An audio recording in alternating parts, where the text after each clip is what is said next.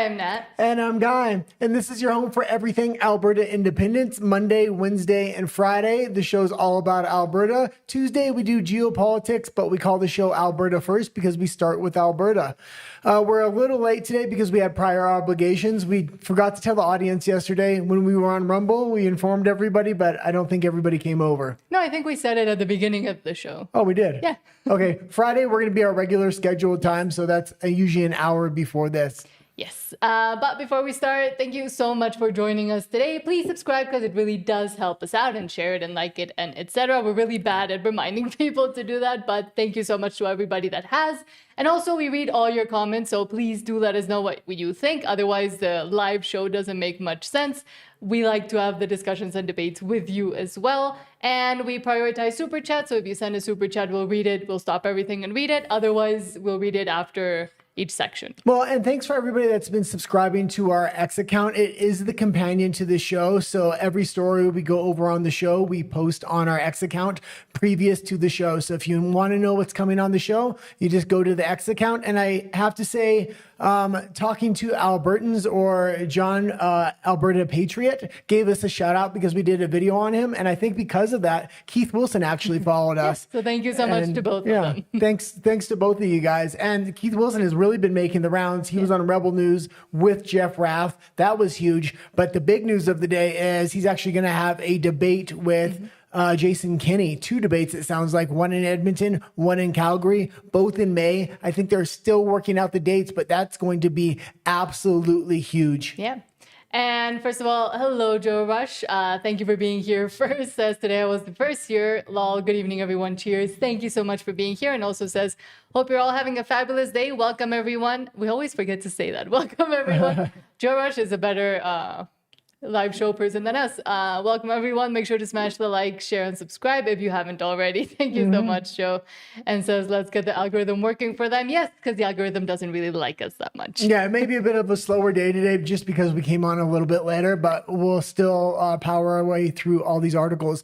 Ton of information. I'm always surprised that I can do Monday, Tuesday, Wednesday, Alberta, and there's more than enough news to fill the headlines with this thing. Yes. Oh, and before anything else, before we start, we're right about to start. Huge congratulations to one of our strongest supporters, Rafa. Oh, yeah. He's a new father, so huge congratulations there with Adrian and to his wife as well. Yeah, congratulations. So cute. Okay. Okay, should we start with Alberta? Yeah, let's start with it. I don't have a button. There we go. He doesn't discuss federal politics. He only concerns himself with Alberta's independence.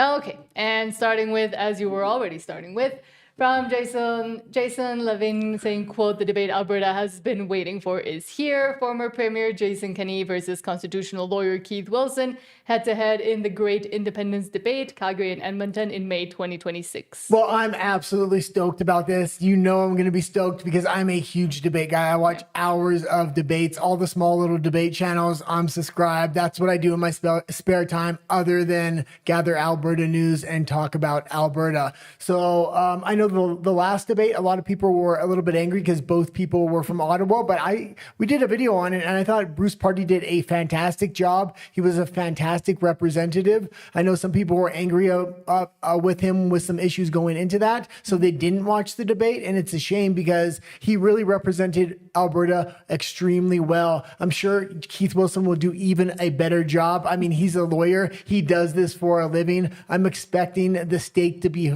put in the heart of Mr. Kenney there. Metaphorically, of course. But there is still apparently no fixed date. I'm guessing they're still trying to figure out when to do it, but it will be interesting. Well, Keith Wilson was talking about this on Rebel News today, actually, and he was saying they're still just working out the dates, but both of them should be in May. So, and it's good that he's doing these in the 2 big major cities. They should drive huge audiences in person, but even bigger audiences online. And then on top of that, the petition's already going to be submitted by then. So this is going to be absolutely massive, especially if we get a number like 400,000 or 500,000 signatures. He's just going to say, we're already winning. It's going to take a lot of Jason Kenney's talking points away there. And hopefully Keith Wilson, and he has been here and there, but does focus also on the cultural issues, because that is what we said that Bruce Party did so well, that it was not just economic stock, but all the downfall of Canada as a whole and everything that it has implied, not just for Albertans, but for everybody, and the fact that Albertans have the chance to escape that. Yeah, because these are going to be huge debates online. They're going to drive big audiences. This is the opportunity for either the nationalists or the independence side to frame these issues how they want. I'm sure the nationalists want to frame this with economics. I always talk about Jason Kenney, Pierre Poilievre, and Danielle Smith always talking about economics, because they know in the end, if they can get a bunch of pipeline deals and natural resource contracts, they can say we fixed all the problems, no reason to vote for independence now. That's why it's very important in this debate to, yes, focus on economics, but really focus on the cultural issues and the issues of political power that the federal government just does not want to fix. They love how they have the political system rigged in Canada, and you really need to focus on those issues. So it's very, very clear the federal government has no way to fix this. A bunch of natural resource contracts just isn't going to cut it. Mm-hmm. And moving on. As a reminder, if you haven't signed, please go sign the petition. You can go to stayfreealberta.com to find locations near you. We always have it linked down below in all our live videos and all our edited videos as well.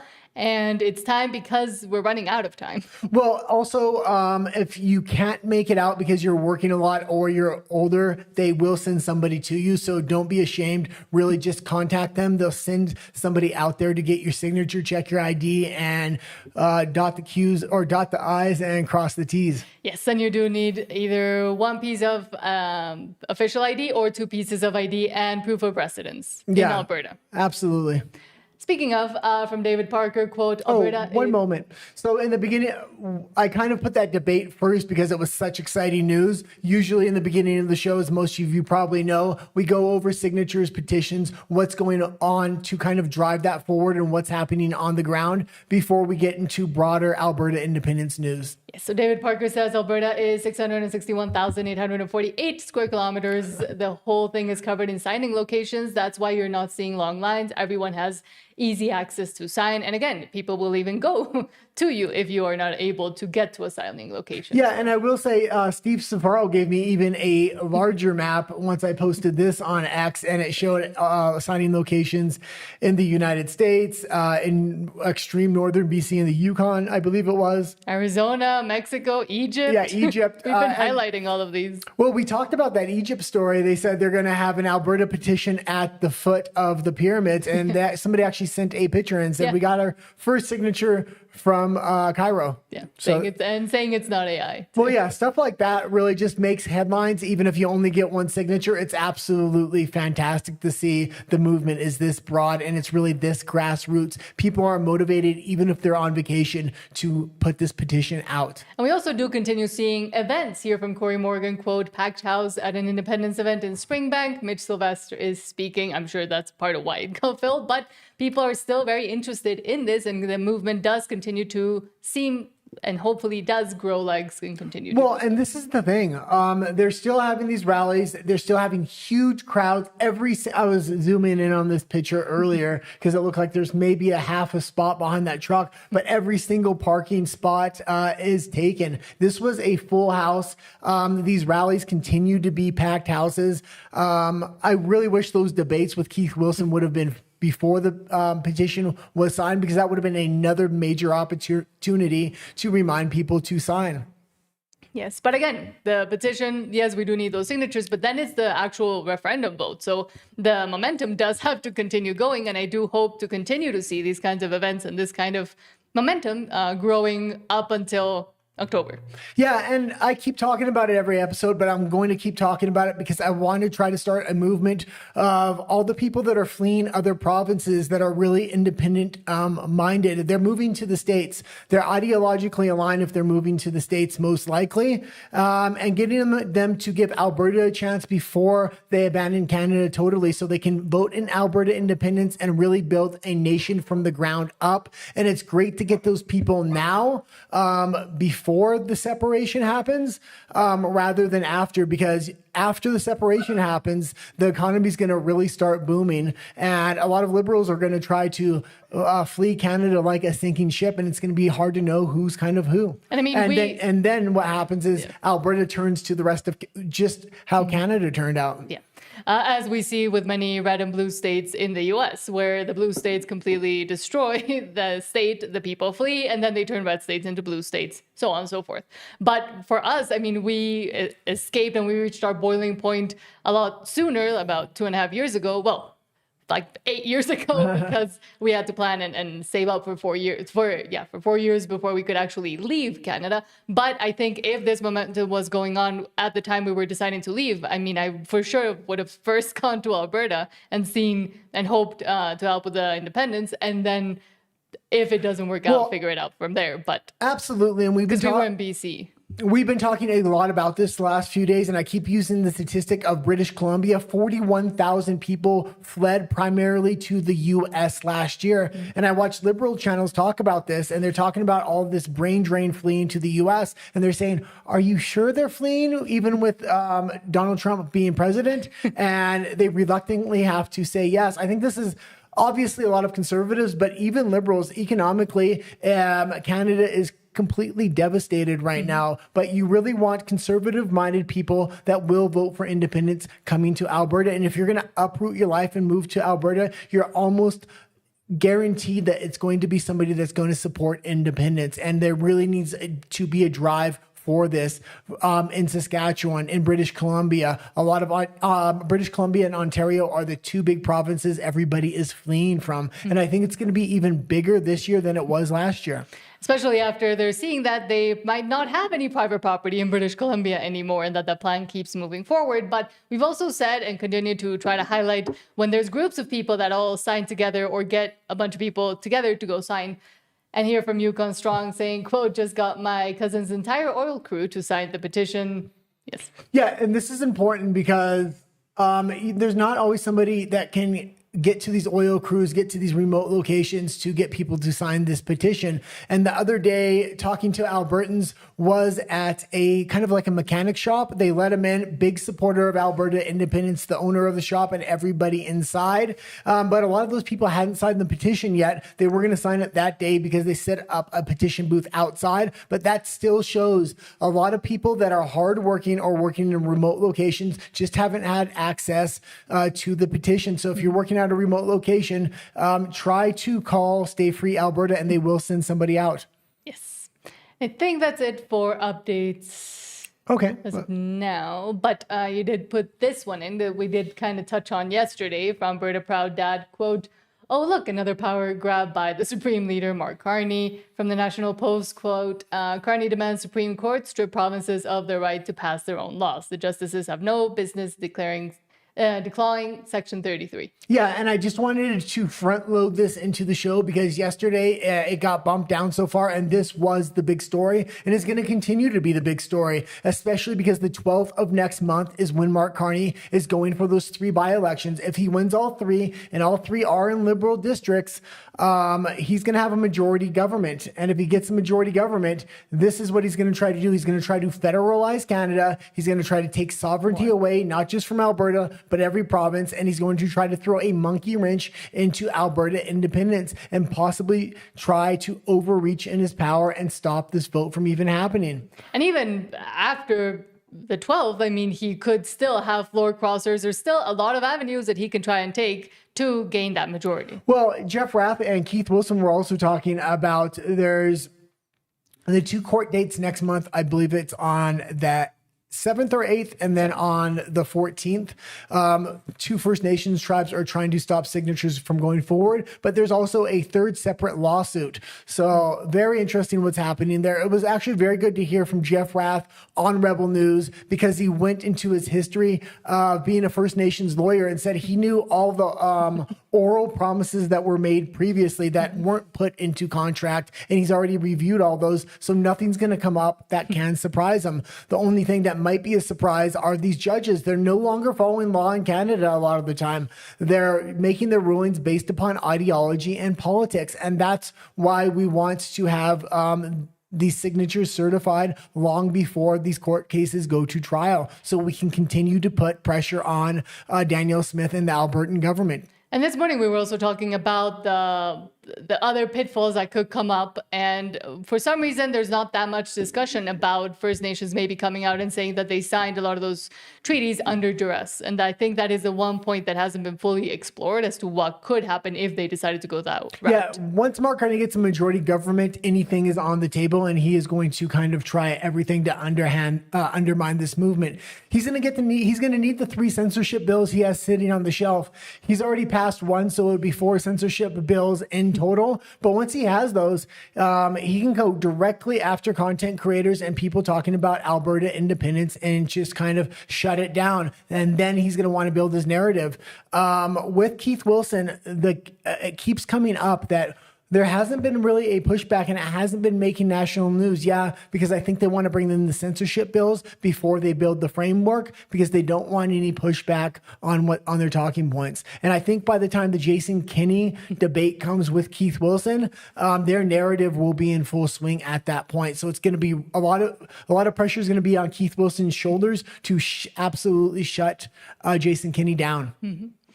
Speaking of Jeff Rath from Unscrew the News Code, I had the chance to meet up with Jeff Rath at the Stay Free Alberta event in Springbank last night. He shared his thoughts on how quickly this process could happen. This is exciting. And one more thing. Jeff Rath and Keith Wilson don't go on shows a lot together. They were on Rebel News together, and it was good to hear from them both at the same time. They're really working together to split a lot of the legal duties that's required to kind of push back against the underhanded tactics of the federal government, provincial government, the First Nations. Even the UK is talking to Mark Carney on this. And even personality-wise, I think they complement each other very well when they're together as well. If Alberta leaves, or when Alberta leaves, we're doing the rest of the country a favor. Because the way the amending formula is now set up, right, the Constitution is virtually unamendable. But the Supreme Court has said clearly in the secession reference that if a province wants to leave, right, the rest of the country has to negotiate in good faith. And if they don't negotiate in good faith, it then opens the door to the province to unilaterally declare independence, right? Which, I suspect is the route we're going to end up having to go down, because I do not expect the Carney Liberals or any Liberal government in Ottawa to negotiate in good faith, right, with regard to Alberta leaving Canada when they do the referendum. So, we're on a path, right? So, it's interesting. Okay, so one more question. You actually just made me think about this. So if they don't negotiate in good faith. And again, if they don't negotiate in good faith, it's up to Alberta to declare independence at that point. There's a path forward in the legal framework, but they need a major nation to recognize them. That would be the United States. And because a lot of their oil pipelines already run to the United States, that's the person they want to recognize them. Donald Trump has already said that he would. He has the Shield of Americas with a lot of other Central and South American countries, where if the U.S. recognizes Alberta, all those Central and South American countries will recognize Alberta as well. And it pretty much really sits it in stone and gives pushback to Mark Carney that normally wouldn't be there. What's the timeline look like? Do we say that there's a certain amount of time? It's 3 months, or I would say 3 to 6 months. I mean, why? This isn't gonna, for me. It shouldn't be a multi-year process. Sure. It's like this is. Here's our proposal. You rip the Band-Aid off. Right? Yeah, you give us our proposal. Yeah. We'll decide whether you're being reasonable about this. We have no intention of delaying. We have no intention of engaging in multi-year litigation with you over any of this stuff. Right. We don't want any of this litigated by Canadian courts. My view is that that this now given the bias of Canadian judges towards Canada, it should be, any dispute should be arbitrated by the Court of International Arbitration in The Hague, or some international body that that doesn't have a dog in the hunt, right? Yeah. But I guess all of that remains. I don't know if I agree with that. A lot of international bodies are going to side with Canada and their globalist overlords that are running Canada. Be seen, but from my perspective, we need to get this done sooner rather than later, and I think people are going to be shocked at the speed with which Alberta is going to leave Canada. Because I don't think, if when a majority of Albertans turn out to vote ourselves out of Canada, we're not going to be tolerating a government in Edmonton that isn't prepared to roll up their sleeves and get us out of Canada sooner. Okay, and you can leave it there. And him and Keith Wilson have really been on the same page when it comes to, it should only take a few months for Alberta to separate from Canada. The thing is, Canada is going to want to do absolutely everything to slow that process down, lengthen it out. They want to wait till Trump's either done out of office or almost out of office, and they're going to hope for a Democratic candidate, and then they're going to try to disregard all the negotiations they had and say nobody's recognizing you on an international level. That's why Trump is such an important figure on this. He's already said he will recognize Alberta. They've already talked to that administration. I mean, if J.D. Vance or Marco Rubio gets in there, they're very likely to cooperate and recognize Alberta as well, which would be fantastic. But right now, the polling numbers do not look good for the midterms. We'll have to wait and see what happens with 2028. But it's important when Alberta goes to these negotiations with Canada, they're probably going to have to give up a lot in the negotiations in order to speed up this process. But also, speaking of international courts, we do have a video coming out tomorrow about Canada cozying up and floating the potential that they might want to come in and become part of the European Union, which, again, it's one of those unelected, extra, ultra-governmental organizations that could help in this process to stop Alberta from becoming independent. Yeah, absolutely. That video is coming out tomorrow. Today, we released a video on why Alberta should not be the 51st state. I know there was talk of that when the movement kind of first started. We went over that and we kind of said there's a lot of pitfalls with Alberta re-hitching its wagon to somebody else like the United States. The United States, yeah, it's great under Trump and it can be good under conservative governments, but it's very bipolar, especially right now. And the Democrats are extremely far left ideologues, and they're going to want to make up for lost time. Yeah. So you don't want to be trapped in the exact same situation that you're in Canada right now when the 2028 election comes, if it doesn't go the right way. So Alberta independence and a free and independent nation is the way to go. It's economically more than viable enough to stand on its own 2 feet. The question is, can Canada stand on its own 2 feet once Alberta leaves? I don't think so. No. But now let's read some comments because we've left you waiting for long enough. Sam says, fresh dump of snow in Cowtown. I'm sorry for that. And we used to have someone that always updated us on what the weather was like over there in Alberta. So if you'd like to let us know what it's like where you're at, but it's supposed to be spring now. So hopefully it turns back to spring soon. Joe Rush asks, did you explore True North? I was referring to the countries that apparently want to change to Canadian dollars. I think maybe the guy did, so I'll wait until he comes back to ask him. I've been editing, so I haven't been able to. But Troglodyte says, my preference is lifestyle and heritage over economics. And I think that is, alongside with economics, the winning argument within any debate regarding Canada and what has happened to it, and Alberta itself, and Alberta wanting to save itself and its culture and its heritage and its lifestyle away from what Canada has become. What was the other comment? Now you're here. Joe Rush asks, did you explore True North, referring to the countries that apparently want to change to Canadian dollars? Did you look into that? No, I didn't have a chance to look into it. Tuesday, Wednesday are my schedule is really full, just trying to gather stories for the show because it's back-to-back shows. We used to do Monday, Wednesday, and Friday, so I had a day in between. Usually Thursday is the day I have time to do extra research and stuff. So Friday, you can so Friday's show. And then what did Troglodyte say? That his preference is lifestyle and heritage over economics. I'm guessing on debates. And I was saying yes, that's the winning argument. Those are the winning arguments because the nationalists already have a plan for economics, even though I think it's still a losing argument with economics because they're going to try to frame it as we're giving you all this, but there's all kinds of strings attached, all kinds of carbon taxes, all kinds of everything else to send the masters back east, all these remittance payments.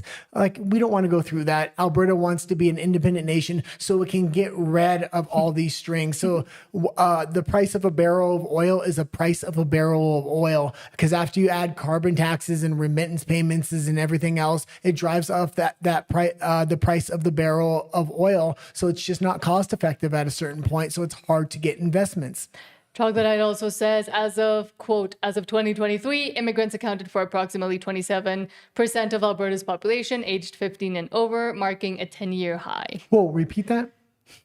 Quote, as of 2023, immigrants accounted for approximately 27% of Alberta's population aged 15 and over, marking a 10-year high. Yeah, and it's when Alberta becomes its own independent nation, it's going to really want to pick and choose the type of immigrants it's getting, and where you're going to look for those immigrants. Primarily, the rest of Canada, conservatives and multi-generational Canadians that are looking to relocate, and there is a ton of them right now. And the other place you're going to want to look is the United States, because they're ideologically aligned, or at least the Republicans are, to really build a strong and firm Alberta.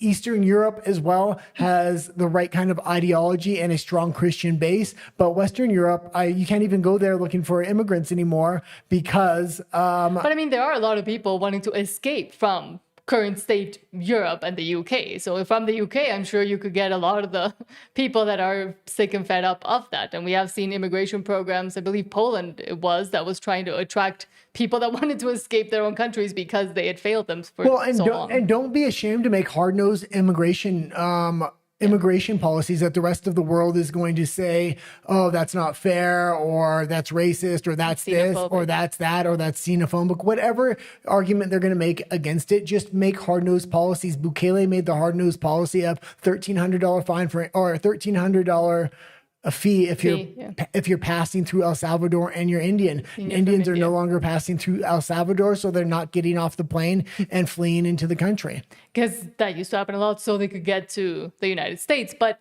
we have already seen what a lot of these open door immigration policies, oh yes, multiculturalism, we've already seen where that leads. So now Alberta has the perfect example to say, we don't want to continue to turn Alberta into what Canada and Europe and etc. has turned themselves into. Yeah, and the only reason I'm talking about immigration, not putting it in a complete moratorium on immigration like the rest of Canada needs, is because the boom that's going to come to Alberta's economy, the only thing that's going to slow it down is you're not going to have enough workers. The amount of businesses from the rest of Canada that's going to move to Alberta and from the United States that are going to relocate headquarters there, and the amount of natural resource contracts that are going to be given out, you're going to need workers, but we need the right kinds of workers, because if you get the wrong kind and liberals that are fleeing the rest of Canada for better economic circumstances, you're going to turn Alberta to what Canada is now. Back into Canada. And Canada, again, used to have one of the best immigration policies that other countries went to Canada to study, but then they completely erased it, forgot about it, when Trudeau came in and wanted to bring in millions and millions upon millions. Joe Rush says, this is how bad renting is now. $350 a month to share a bedroom with a stranger, $1,100 a month for a one-bedroom apartment. Vancouver prices were even more insane than that. Way more than that. And that's the scary thing. When we were living in Vancouver, we had a very good deal, because we had a friend that owned our apartment and he just gave me a good deal, and we were there for a long time. But just to have a shared room, you're looking at $750. For a one-bedroom apartment, you're looking $1,500. Maybe it's downtown, some get up to $2,000. Yeah, it's some of the highest prices in the world. And Troglodyte says, recent data shows a strong diverse influx with 60, it's continuing on from the other thing he quoted. Quote, recent data shows a strong diverse influx with 63% of new immigrants from 2016 to 2021 arriving from Asia, primarily the Philippines and India, and 18% from Africa. Yeah, and India, the rest of Canada is India, and it was China before that, and now they've transitioned into India. Like openly. Openly, yeah. And the kind of immigration they're taking from China, they completely changed the immigration policy, which is scary. We used to get Chinese immigrants into Canada that were fleeing communism and the CCP. That's why they were secretly fleeing the country. Now the CCP openly has to approve anybody that wants immigration into Canada, and the Canadian government has to get it approved by the CCP, meaning you're getting direct CCP members coming into Canada, and that's how you become infiltrated.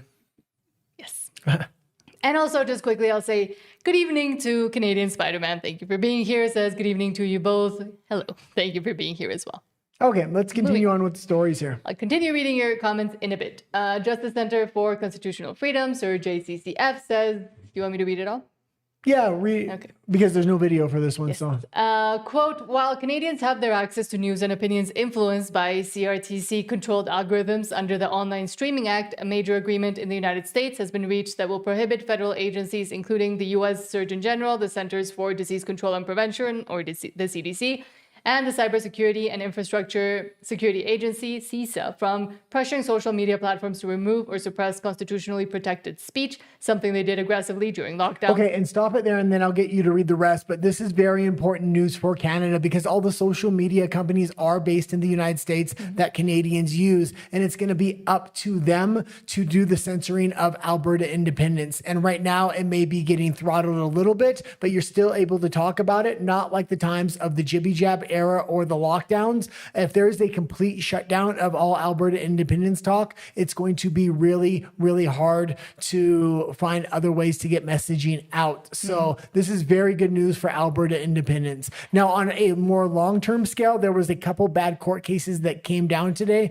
that could change the algorithm, but Alberta independence will be long decided by the time those changes are made. In the United States. But Well, again, most that social effect- media platforms are based in the United States. Yeah. But yeah, let's remember the Twitter files and all that conundrum that a lot of people already forgot about. The consent decree also bars these agencies from directing or influencing content moderation decisions on platforms such as Facebook, Instagram, X, LinkedIn, and YouTube. Canadians must continue to push to reaffirm our charter rights to free expression. And However, the notwithstanding clause still withstands well, yeah, and the Charter of Rights and Freedoms is under attack right now in a big even way. further. Okay. Sorry, I read that really fast and I ran out of breath.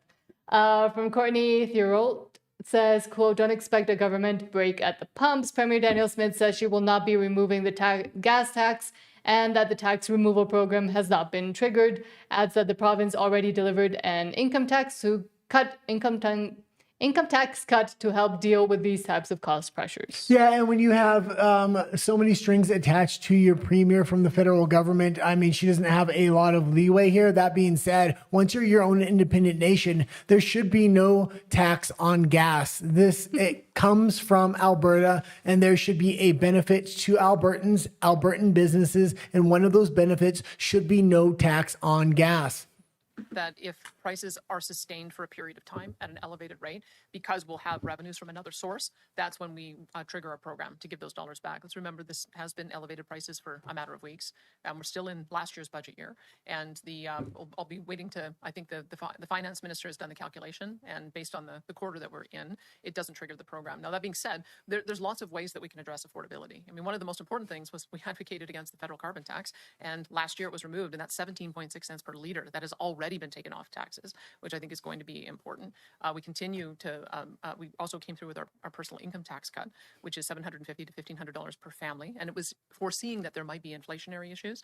To put it into perspective of, 55-liter fill, even if we did take the 13 cents a liter off immediately, that would save a family $7, and it would save them about $200 over the course of a year. So we think that the $1,500 tax break enables them to not only address those pressures, but any other pressures that might come. So okay, and you can leave it there. And again, I'm just thinking about long-term vision in the future. This is where oil comes from. It's not the government that's going out there pulling up their bootstraps and getting the oil out of the ground. It's the men and women in Alberta, and Alberta should pay absolutely no taxes on the gas that they're the ones getting out of the ground. It should be a benefit for all Albertans, and it's your national industry. The rest of Canada, if they're not drilling for oil, have them pay taxes. That might incentivize Quebec to finally drill for the oil that they have. Mm-hmm.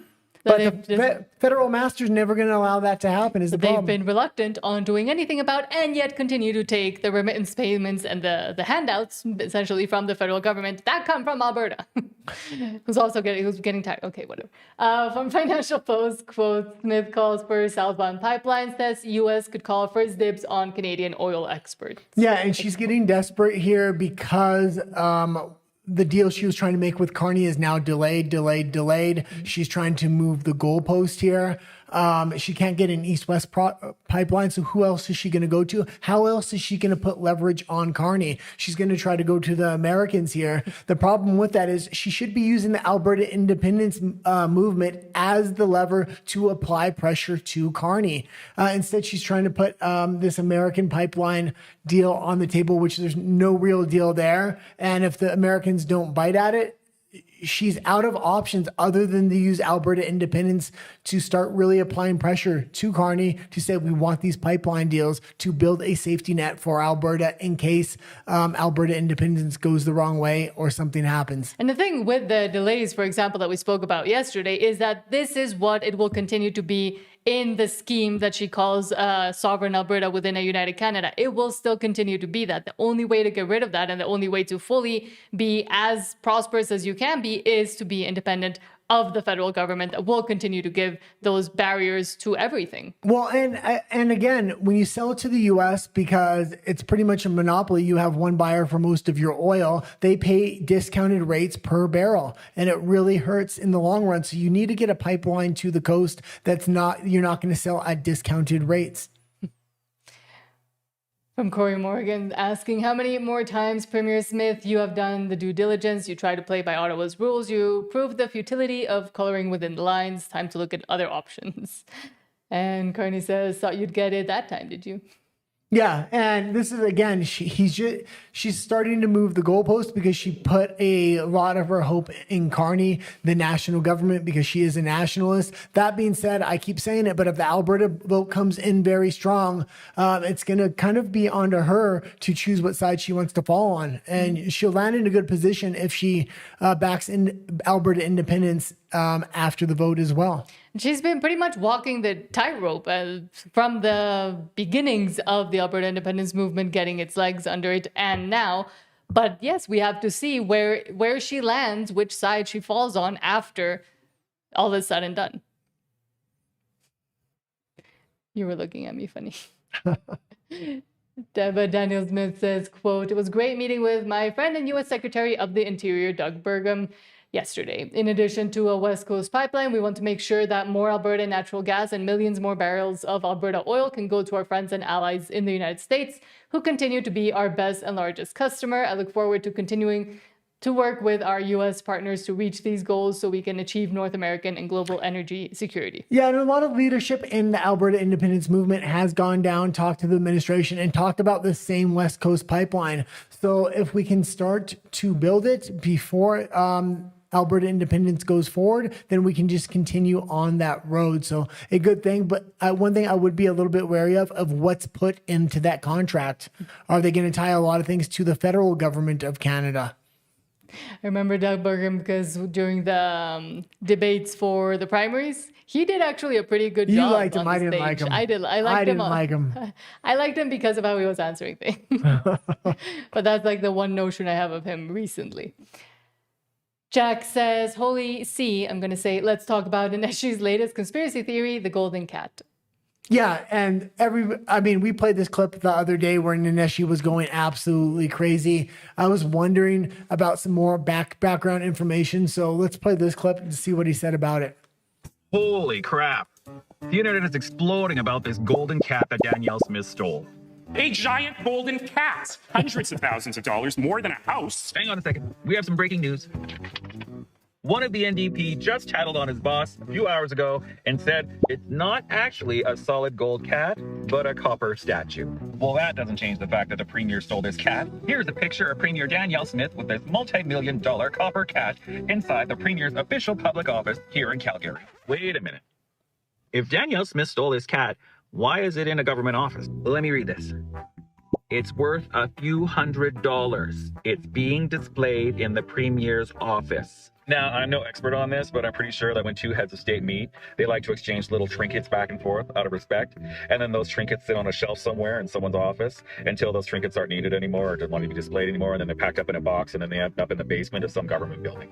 Every day, the NDP seem to be inventing some new scandal because they're on life support in the polls.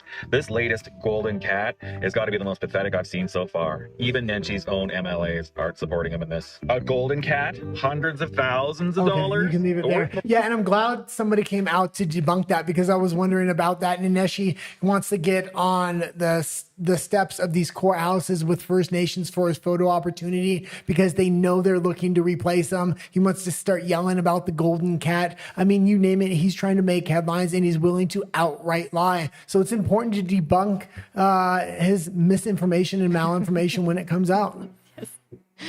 As ridiculous as it is. And again, he's just endless, boundless man that can just continue to give ridiculous news day When he after was day. yelling about the golden cat, he looked like a fat golden cat. Okay, from Sheila Walker, quote, if you think this is fair, you're part of the problem, not part of the solution. Let me zoom in there, saying Western alienation in Canada, representation snapshots.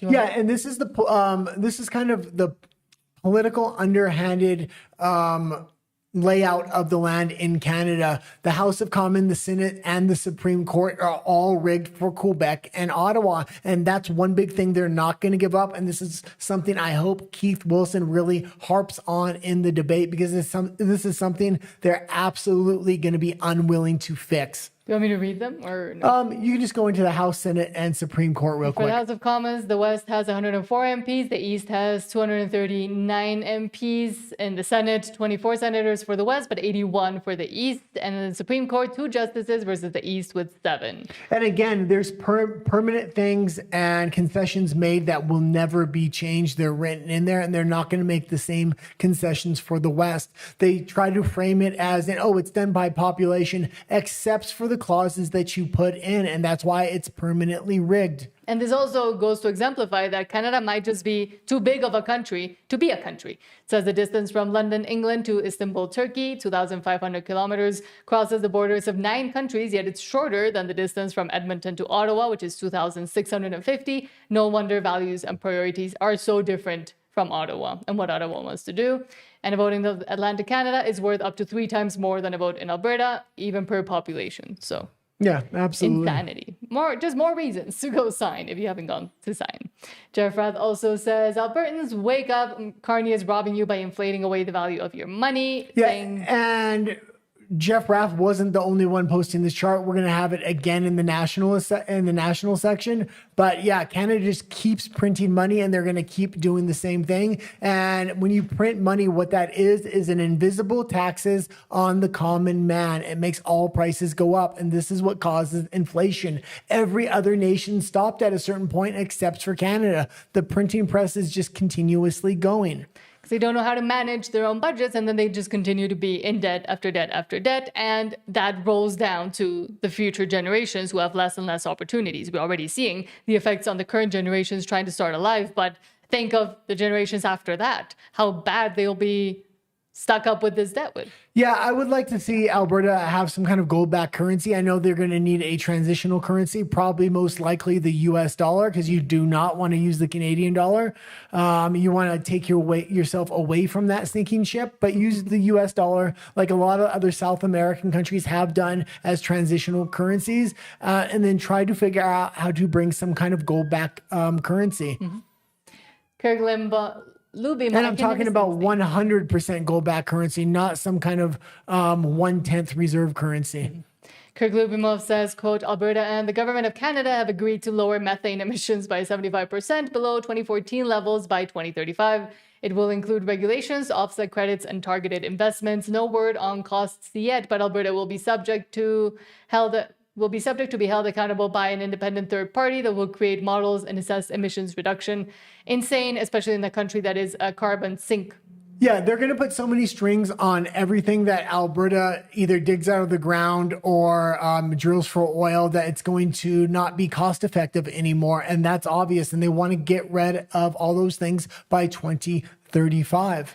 But what's interesting too as well is this text itself saying, quote, that is why today the government of Canada and the government of Alberta announced an agreement in principle to lower emissions of methane in the oil and gas sector, building on the November 2025 Canada-Alberta Memorandum of Understanding. So it's coming from that MOU. This new agreement includes the objective of reducing methane by 75%. And this is why when they throw these pipeline contracts and natural resource contracts at you, it comes with all these strings. It's not even effective to do it. And it becomes more and more ineffective over time because they're as many strings as they are when they give it to you, they write into the contracts in 2030, 2035, you have to meet higher and higher and higher standards. They're trying to absolutely cripple the oil and natural resource sector in Canada. We talk about this in the EU video that's coming out tomorrow. And I think Mark Carney really wants, and the EU globalist really wants to connect the EU and Canada together. And that's why Mark Carney is really repressing natural resource development in Canada until that happens. Because once that happens, he'll say, go ahead, get all the natural resources now, and I'll give it to all my globalist buddies rather than the people that live in these provinces. And again, this is why every time there's a deal that the federal government gives to Alberta, it will always come with yes, but. It's always going to be yes, but. So you have to be able to make your own deals for yourselves without all the restrictions, impositions, and insanity that the federal government will continue to do, even if they try to give you some big deals so you don't separate. So you don't gain independence, it will still be under these same kinds of conditions. Well, and it's good on Jeff Rath for really pointing this out now. He keeps pointing out in a lot of his posts on X that all these things come with strings, with carbon credits, everything else, and it's not cost effective. We want a free and independent Alberta so we can cut all those strings and actually drill for profits that can benefit the people of Alberta. And Danielle Smith, as well as Pierre Poilievre and Jason Kenney, are trying to frame it as we're getting natural resource contracts, we're getting pipelines, and they try to never bring up the fact what kind of strings come attached with this thing. This is a sovereign Alberta within a united Canada. This is the plan. And from Alexa Lavoie saying, quote, Franconomics, Federal Director of Canadian Taxpayers Federation, explained to the committee why the industrial carbon tax is harmful to Canadians. Yeah, and he puts it really well here, and this is why Alberta does need to break free. An industrial carbon tax really is the worst of all worlds. It's going to make life more expensive here in Canada. It's going to drive Canadian jobs south of the border, and it doesn't work. And, you know, for the better part of a decade, the government tried to convince Canadians that carbon taxes made them richer. Canadians didn't believe it then. They still don't believe it now, right? You look at polling, which shows that about 70% of Canadians understand that businesses aren't just going to eat the extra costs, right? Most or some of the cost is going to be passed on to consumers through higher prices. Very easy to understand. You impose massive taxes on oil and gas refineries. That makes it more expensive to drive. You impose taxes on fertilizer plants. That increased cost for farmers. It makes it more expensive to eat. You impose taxes on electricity. That makes it more expensive to live. An industrial carbon tax really is Yeah, absolutely. And that's what we were just talking about with the article before. So he put it in a much more concise way and very fantastic clip and stuff like that. I love posting on X. So we really get the message out there. This is really the economic side that a lot of people aren't talking about. All the red tape, all the regulations that the federal government is imposing on all provinces. And then you have provinces imposing their own regulations and taxes as well, which further hinders and drives up prices. And with the socialized model that Canada has continued to try to implement in all aspects of life, the way that they're trying to get rid of their debt, aside from just printing a bunch of money, is by further taxing their own citizens because they are not able to fully produce because they don't want to dig into the ground or they don't want to use the actual resources they have. They just want to impose impositions or barriers to be able to do so. So they are just left holding the bag. And the only way they can get more money is through their citizens. Well, yeah, when the reset button is hit with Alberta, you're going to have a real opportunity to get rid of all that bloat, all that over-regulation that Canada has. Donald Trump's currently doing that in the United States, and it is really helping. They're outperforming China with their GDP for the first time in decades. Because you're going to be able to get rid of all that regulation at once, you really need to think about the future and how do we have a self-regulating system that deregulates itself over time rather than every time you make a regulation, another one stacks on top and on top and on top. You need to have a system that really deregulates itself. Mm-hmm. I'll read some of your comments, otherwise they'll pile up. Canadian Spider-Man says BC and the Yukon are so closely connected. Yes, absolutely. And Joe Rush says about those renting prices that those prices are the cheapest that they have seen. Minimal you will pay. Yeah, and it's gonna get worse. Dill Bilver, hello, thank you for being here. Says good evening. Well, it doesn't have to get worse, and if you get Alberta independence. And you put a real priority on housing, that housing shouldn't be for investment, but it should be for people to live in so they can live securely and not worry about rent every month because it is so cheap. And there should be a real push within the home building industry. Yeah. And I know a lot of older people and a lot of people that haven't bought investment homes don't like to hear that, but that's the truth. And that is what needs to happen for the long-term future of Alberta, especially because you're going to have such an influx of people and businesses coming to Alberta. You don't want massive home prices.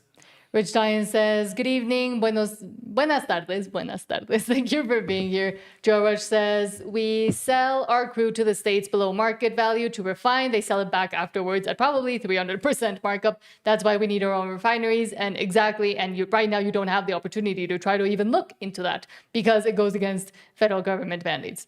Joe Rush says, Trump says, we take advantage of them. BS. Well, I mean, with the imposition on the tariffs that Canada has imposed upon the U.S. for the longest time that they don't want to talk about, I would say in a way, yes. And that is why the whole tariff war started initially. Yeah, but I'll also say about selling to the U.S. At below market price. Yeah, you do, but you don't have to. And as we talk about refineries, I brought it up on the last show because I wasn't sure about it. So I did some research. Keith Wilson's been talking a lot about it as well. There's 5 major refineries within Alberta alone.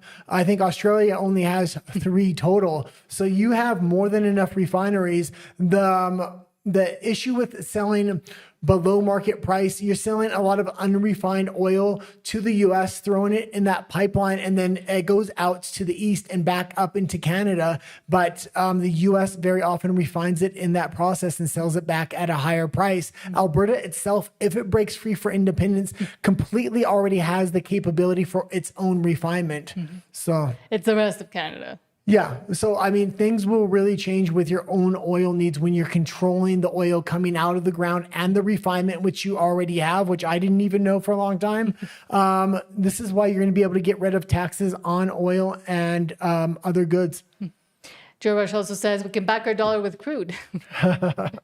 The petrodollar. And you can have a reserve. I mean, I know this is Mark Carney's favorite saying lately that all of the other liberals are saying as well. Oh, we have a net surplus, so we don't have to have anything in, God, what did I just say? Crude? Petrodollar? No. Reserve? Yeah, in reserve. So Mark Carney's saying Canada is a net exporter, so we don't have to have anything in reserve. You should have stuff in reserve. It's very important, especially when something happens like in Iran. It doesn't really affect your economy. Plus, you can export more at certain times if there is a larger need. So Alberta should build the ability to have a lot in reserve. And also says, Joe Rush says, red tape for years. Yeah, and it'll continue. And just quickly, I'll say, oh, wow. Hello to Rusty Weiner saying Smith isn't worth talking about. She is a Fed. Her authority is based on the Crown staying in power. If their lips are moving, it's a filthy lie. Yeah, but I will say this as well. If you put anybody else in her position, I don't think she would have helped. They wouldn't have helped Alberta independence as much as she had. She lowered the number of signatures needed. It looks like she's actually going to submit this thing when time comes. She knows the majority of her voters are independence voters. So she's going to be very reluctant, or at least a little reluctant to betray them. And both Jeff Rath and Keith Wilson were on, I think it was the Rebel News interview, we're talking about there's going to come a point where Danielle Smith is going to have to choose. And she's going to have a lot of power in that particular situation. So if the vote comes in very heavy for Alberta independence, she may choose the independence side. And that's what they're thinking as well. And just quickly, I'll say hello to Christu. Thank you for being here, saying hello, darlings. Good evening, Alberta independence. Let's go. Absolutely. Yes. And again, for some reason, we aren't able to bring up our UMBLE comments on here, but we still read them. So do send them. But let's continue to go. From Canada Proud, quote, Doug Ford, Daniel Smith, Scott Moe, and Francois Legault pen a joint letter to Mark Carney calling on him to allow provinces a larger say in picking judges. We also went kind of through this yesterday, too. Yeah, I actually didn't mean to put this article in here again because we talked about it yesterday. Yep. And what I said yesterday, I'll say again today. He's just waiting to get his majority government on the 12th of next month. He's hoping he can do that through the by-elections so we can throw this letter in the absolute garbage. But moving on from Jeff Rath, quote, I was speaking with 2 dairy farmers from Ontario at the Conservative Convention in Calgary this year. They told me at length of the nightmare of carbon accounting they are now required to do, diesel consumption per vehicle type and per vehicle, electricity per barn converted into carbon units based on provider, heat per building, and on and on. They told me... We'll keep going. They told me they now spend more time in paperwork than they do feeding their stock and maintaining their equipment. And we talked about fake meat and fake milk being flooded into the market in Canada. That's the plan. It's going to be 1/10 the cost. They're going to get rid of these dairy farmers just like they want to get rid of oil workers and miners in Alberta. Even though they have a dairy cartel, they're going to completely get rid of that because they have no need for it. The globalists are having lab-grown meat and lab-grown milk, which is absolutely disgusting. You need to break free because this is going to save your dairy industry. This is going to save your mining and oil industry. The same way these dairy farms are going to go is the same way oil is going to go. By 2035, Canada wants to have completely gotten rid of these industries. Mm-hmm. And I just want to read the comment that he was quoting because it is funny. And it is very prescient, saying, quote, from Malpit, quote, first, it's just registering your livestock, they said. Next thing you know, Farmer Joe is filing a 47-page carbon fart audit on Bessie the cow just to keep his dairy license because nothing says freedom like the Chinese Communist government in Ottawa demanding your herds. Well, and then they were counting how much grass cows were eating, putting that as a carbon negative, making farmers pay for it. I mean, the ridiculous policies they're going to shove into these specific industries that they want to shut down, like the dairy industry, like the cattle industry, like the oil industry, like the mining industry. These are all strong industries in Alberta or could be strong industries in Alberta. And again, control the food, control the population, control the resources, control everything else. Well, and disarm your population in the process. And we know the federal government's going after that. So they can fight against your insanity as you implement it and apply it. Jeff Rath also says, Pathways Alliance carbon sucking machine is a ridiculous project. It's not capturing CO2 emissions. It's sucking CO2 out of the air, depriving forests and farmlands of free growth generating fertilizer. And stop there for a second before you continue on. And again, this is Jeff Rath pushing this narrative forward that we do not want a lot of these green policies. It's absolutely going to kill Alberta. And there's the example of America just to your south that's absolutely thriving right now because they shucked off all these globalist policies that the EU, Australia, and Canada just keep going down the path of self-destruction. And then Australia is like, why don't we have oil? We're having to ask all our citizens to drive slower or not drive to work. That we reported on that like 2 days ago. Yeah, well, the citizens are asking the government to get rid of all these filthy regulations so we don't have to drive slower and we can do what we want. Quote, it's time to call BS on this whole stupid deal. No company will ever invest in a pipeline planning and engineering as long as the tanker ban remains in place, making it illegal to take oil out of a pipeline and load it into a ship. Danielle has been lying to us about ending Ottawa's throttling of Alberta oil. Unless Carney passes a bill ending the tanker ban, the only route to the West Coast is the one that Scott Bessent said the U.S. would welcome. If Danielle was a real negotiator, she would walk from the table with Ottawa and travel to Washington through the door. APP open for her on the west coast of the USA. Well, and she started doing that, but we'll see kind of where that goes. That being said, there's another article we have coming up later, and it goes through this tanker ban is only for Canadian tankers. It's a complete lie. You're only hamstringing yourself and Albertan oil. I did put it right here. Good. So they're stacked on top of each other. From Wealth Moves, Christy Clark says a quiet part out loud. Canada's oil tanker ban only punishes Canada, as Canada likes to do. U.S. tankers sail freely. Their economy wins. Ours loses billions in jobs, revenue, and investment. Why are we handicapping ourselves while our neighbors cash in? Because that's the plan. Well, and we used to live in Vancouver, and one of the big pipeline exits is over in Burnaby, and it's filled with oil tankers. They just sit there. I mean, dozens and dozens of them, and they're from U.S. countries and other countries. Yet, people that live in Canada think, oh, we have a tanker ban, our coast is safe. No, you have a Canadian tanker ban, which is causing you to pay more for everything. The Americans are moving all of this heavy oil from Alaska right down the same route at 12.1 nautical miles offshore in international waters. All kinds of oil is moving along that coast all the time, every day, every week. So for Canada to have a tanker ban that only affects Canada and only constrains the Canadian economy while the American economy thrives is ridiculous. The Americans are moving. Canada wants to run into the wall as hard and fast as they can and then say it's everybody else's fault. Well, and again, you really got to question what's going on here. Why is Mark Carney not pulling the golden parachute of natural resources and oil? It's right there. It's because he doesn't want to share it with the provinces. He wants to make the connections to the EU and to China. So when he finally lets loose that the government is going to own a lot of those industries, and a lot of that money is going to go to his globalist buddies rather than the provinces and to Canada.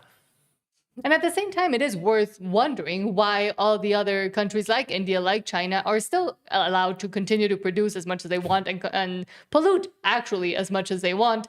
And yet all the climate policies are only affecting the countries like Canada, where Canada, it's a carbon sink because of all the bunch of trees it has. Yeah, Mark Carney is the architect of this new green economy, and it's a huge scam. And that's why he doesn't want to actually invest in the future of Canada, which is natural resources and oil. That's falling apart, though. Donald Trump put a huge monkey wrench in that. He's hoping he can wait Trump out. Canada will be absolutely gone if Mark Carney manages to wait Trump out.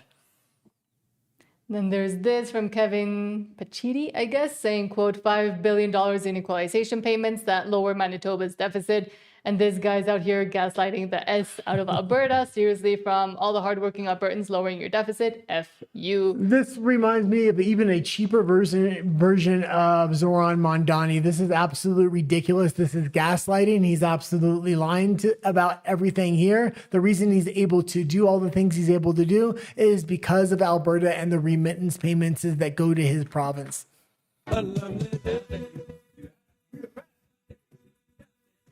Like golf, lower numbers better. Good job, lower cost, better healthcare. We got real things that Manitobans want, like fixing healthcare, yeah? Like saving you money at the grocery store, saving you money at the gas station. And guess what we got in the budget? We've got the best balanced budget number in the entire country. The lowest deficit in all of Canada. Yeah, because Alberta balanced your budget for you by basically paying for everything. What a freaking... And just wait, if oil prices do continue to go up, just wait and see how Alberta's budget goes lower and lower and lower until there is no deficit. Oh, yeah, I want to see him balance his budget once Alberta leaves. It's not going to happen. That's the thing. And that's when you're going to see Manitoba independence really start to rise, when those remittance payments start coming. Keith Wilson also says, quote, yet another reason why Alberta should become independent. We have what the world wants, yet Ottawa blocks our prosperity. Brian Jean says, Alberta is positioned to be a global leader in lithium production, giving North America an energy security foothold. But no. Yeah, and this is the big industry, and I say it a lot, is mining. This is where you're going to be able to massively expand once you deregulate and gain your independence.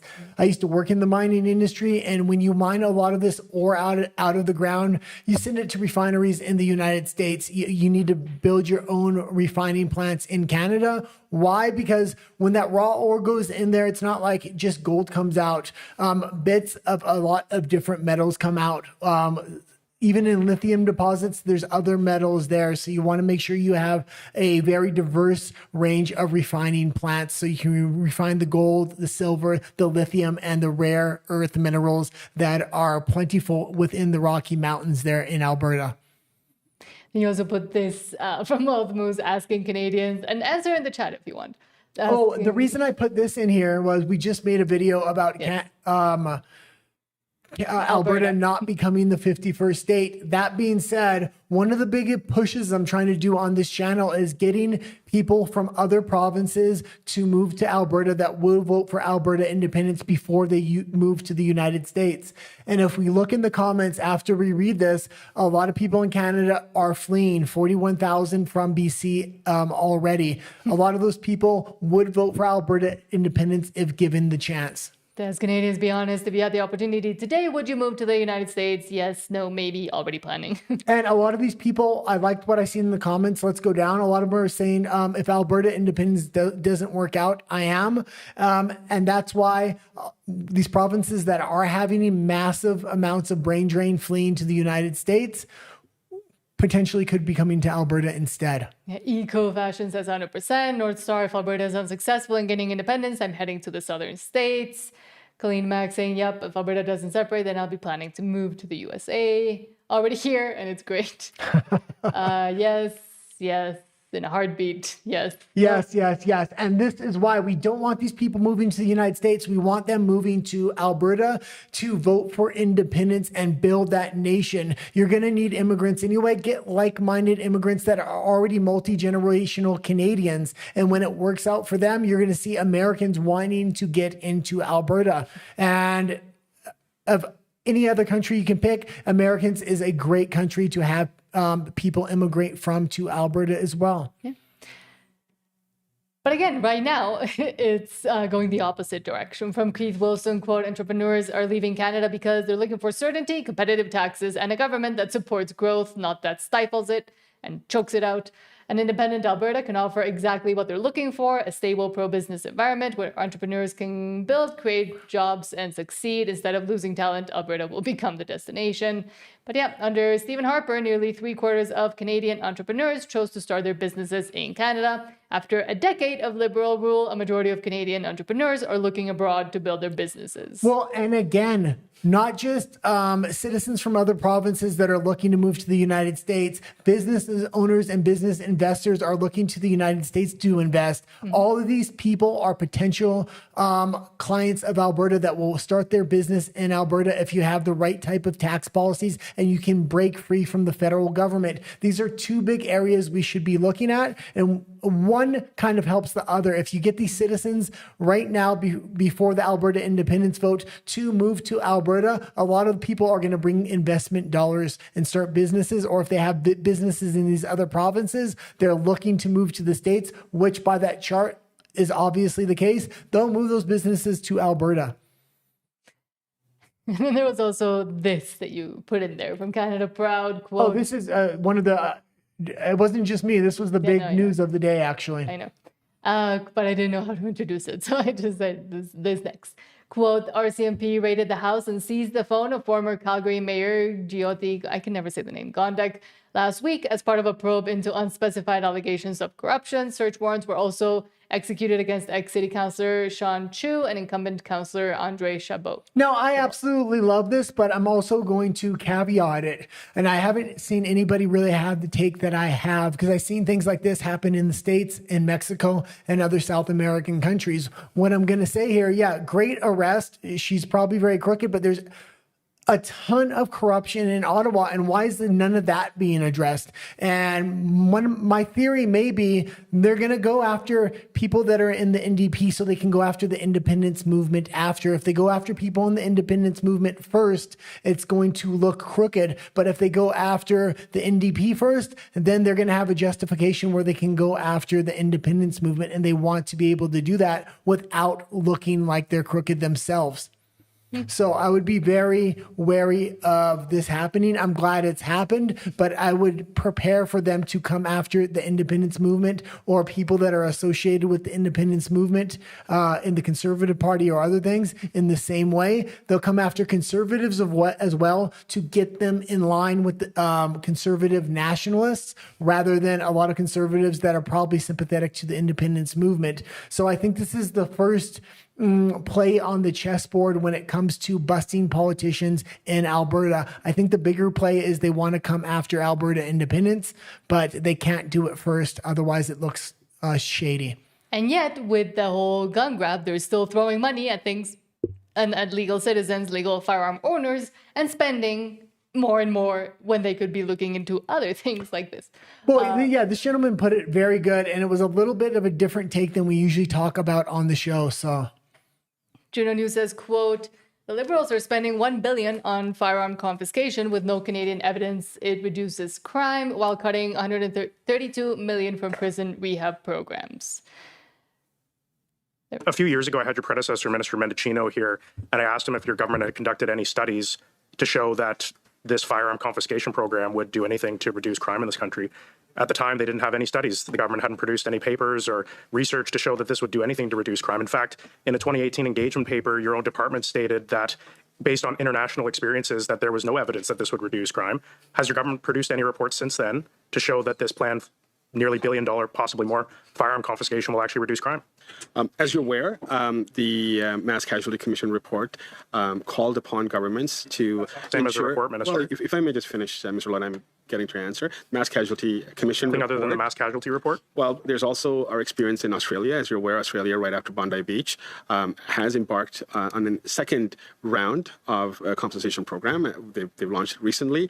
I've spoken to the minister myself. Very different jurisdiction, Minister. But I will say it's interesting, that the PBO suggests that you're going to spend over $700 million on this gun confiscation. We see in your departmental reports that you're cutting $132 million from Correctional Services Canada. I've been told that most of that money is for reintegration and rehabilitation of criminals. Why are we spending nearly $1 billion to seize firearms from people who've never committed a crime, and we're cutting funding for programming? You had the Office of the Correctional Investigator resign in protest against your government, and now you're cutting the funding even further from people that are most at risk of committing crime in our communities. How can you justify that, Minister? Again, another great question to which we will not be able to provide the answer. Of course, we're out of time. Oh, Gary, always giving the liberal line there. That being said, I like the pointed questions, even though Gary was trying to do everything he could weaseling out of actually answering them. That there was no studies. That was the actual answer. When he said Bondi Beach, he's just saying Bondi Beach is trying to do another gun confiscation, not the fact that they've done any kind of study. And when you're investing $1 billion, you want some kind of study done. But also when you're not you're not seizing illegal firearms. You're seizing the ones that the people obtained and are legally owned. That's the insane part of it as well. That's why he's asking for a study, because it's not going to reduce anything. It's going to just disarm the Canadian population. There's something else going on in the shadows, in the background. Everybody can see it. You're trying to recruit CCP members into the Canadian military. You're letting CCP security companies guard natural resources and sensitive sectors within Canada with illegal weapons. At the same time, you're disarming your own population. We can all see what's going to go on here. Alberta needs to separate before that cage that's being erected around Canada by Mark Carney is closed in on them. Mm-hmm. Should I read some comments? Yeah, let's read some comments. Joe Rush says, he's a hypocrite. We have a reserve of maple. And that the Great Maple Heist, if you haven't watched it on Netflix, it's within one of the documentary series. Yeah. And it was absolutely fantastic. A lot of maple actually went missing. Yeah. They drilled holes in the maple barrels. Yeah. Joe Rush says he has the nerve to say he is investing $500 million into helping farmers after killing the production caps and carbon tax. Let's not forget the destruction of livestock and everything else they've done to curb actual farming within Canada. Yeah. And again, it's not just Canada. They've continue to try to do it in Europe, and they're starting to try to do it here as well in Mexico and South America. So. Yeah, farming is absolutely under attack. So is Christianity. We can see that. You can put a stop to it with one vote for Alberta independence. And I mean, these are all the sub issues that never really get talked about, because if you talk about them in Canada, you're racist. But there's an attack on Christianity and farmers, and nobody wants to talk about that. They want to regulate farmers out of existence. This is your food supply. Mm-hmm. Joe Rush also says batteries need lithium and they want to go green. Hypocritical again. Exactly. Exactly. And the fact that actual lithium production and lithium production is very, very polluting as well. Yeah, they never bring that up. It's not a good industry to be in for the long term. They sold this idea of lithium and batteries are the future. That's not the case. Any retard can see that at this point. You go to oil, natural gas, and then you leapfrog into nuclear. We have smaller nuclear reactor technology, and then you can have major nuclear for province-wide in energy distribution. You use one to leapfrog green energy to the actual energy that works. Also says, Joe Rush also says, I said that before, conservatives move west, liberals move east. However, when they hit Vancouver, they turn completely insane again and then go into Victoria and turn even further more insane. Yeah, things are changing now because the economy is already falling off a cliff in Canada. When I watch liberal shows, they're starting to realize it as well. And even they're fleeing the country. But they're still excusing it, which is the insane part. It's interesting because they're fleeing the country. They have Trump derangement syndrome, but they're going to the United States anyway. Because I mean, you can only survive on saltine crackers for so long. Yeah, I mean, a $55,000 job within Vancouver in the exact same industry and the exact same job pays $110,000 in Washington State. just over the border. George says, are we our own country? Why is he trying to reflect what happens in other countries? Idiot. Yeah. Because they know it doesn't work and they didn't do the studies. They didn't do their homework and they're just looking at the dog to say, oh, he ate the homework. Well, and he asked for, Australia. he said, is there any studies? And he's trying to quote Bondi Beach as they're starting a firearms buyback program as well. Not that there's a study. So he failed to even answer the question there. And Christu says $1.76 per liter regular today in Calgary. Yay. Yeah, and it's only going to continue to go up. Danielle Smith should take off that gas tax. There should be no tax in the first place, and you shouldn't have to ask for it. Hardworking Albertans are the one digging it out of the ground. They should not have to pay taxes on their hard work. And Rusty bringing the flag debate back up about Alberta when Alberta becomes independent, saying, I would like to argue that the flag in your pick needs to change. The St. George's Cross is counterproductive to the messaging. In my opinion, we should be spray painting over it. And then Christu says, hey, Rusty, cheers. Yep, Alberta will come up with a new flag for sure. Because I was saying they should come up with a new flag. But we had this debate. Was it within the video we're releasing tomorrow? Or was it our last live? Maybe it was just you and I. Or maybe we were, yeah. And I was saying, I think they should keep the flag because it really tells a history, even though it's a bad history. It says you do not want this to happen again. You want to keep this kind of corrosion, overregulation out of your government. It's a reminder of what you came from and what you do not want to be again. You do not want to erase that history. You want to use it as a learning lesson, not to repeat the history of the past. At least that's my opinion. I know a lot of people disagree. Nat's one of those people that disagree. Well, for me, it looks a little too convoluted at the moment. So it could be simplified in some way. Yeah, and I like it. And one other thing I want to talk about this flag debate, though. Mark Carney took the Canadian flag from Pierre Poilievre and the Conservatives, turned this idea of nationalism into this nationalist, socialist, communist idea, and now Liberals wave the flag and they're the nationalists. Do not let this happen to Alberta independence in the summertime when the nationalists put their push on their propaganda wing in the mainstream media. Actually, the flag debate continues down. Oh, it does. So, yeah. Rusty says Smith isn't performing due diligence. Look at COVID. Any honest person would be scratching at the walls to warn the public. And we have tried to do that for the longest time. And again, you could have a lot worse than Danielle Smith, and Jeff Rath and Keith Wilson recently brought it up. There's going to become a point in time. She's going to have a decision to make. And if she makes the right decision, it's really going to help Alberta independence. And then Krista continues, St. George's Cross was the flag the Crusaders fought under, though, which I'm all behind. A white-tailed buck's rag would look nice as part of the new Alberta flag. Then Rusty says, vexillology, from the perspective of the meanings of flags, we have the fields and sky all under a British symbol. It's giving honor to the crown. Call it a pet peeve, I guess. First principles in all Canadian politics, it's not it's what would stop them. Yeah. And again, I just don't want to forget what's happened in the past so we don't repeat the same history when you're founding a nation. It's very easy to start putting in very similar regulations to where you came from because they're familiar, which we don't even realize will undermine Alberta at its core right from the founding of the Constitution. Rusty says, we can join the BRICS, base the currency on oil.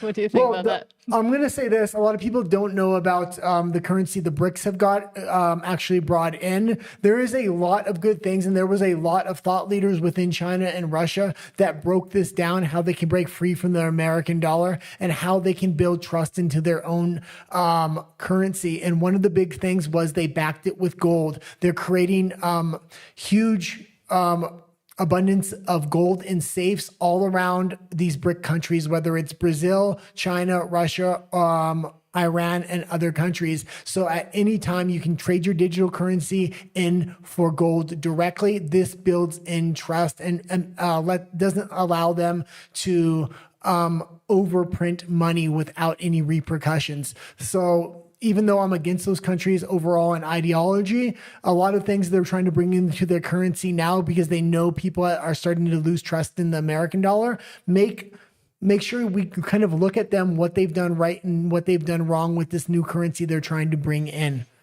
And then Christo, just to finish, says, I get it, brother, to Rusty Wayner, but for now, that's the one flag, and the ones proudly flying it drives the lefties insane, and I'm loving it. So yeah, for now, it is pretty Yeah, and even if we do decide to change the flag, don't do it too well after Alberta has broken free. This is the symbol of Alberta independence, and let's keep it that way. Do not let them take the flag like Carney took it from Poilievre, which was absolutely disgusting. How Poilievre let that even happen, because it was conservatives waving it and liberals going crazy for the longest amount of time. All that happened during the trucker protest, and it was ingrained in conservatives that we were the nationalists, that we were the ones proud of the country. And Mark Carney absolutely took that. Now Alberta really flag is the one that represents freedom. Well, Mark Carney used the flag and is now trying to do this national socialism thing. Yeah. Just contract those words and think further on it.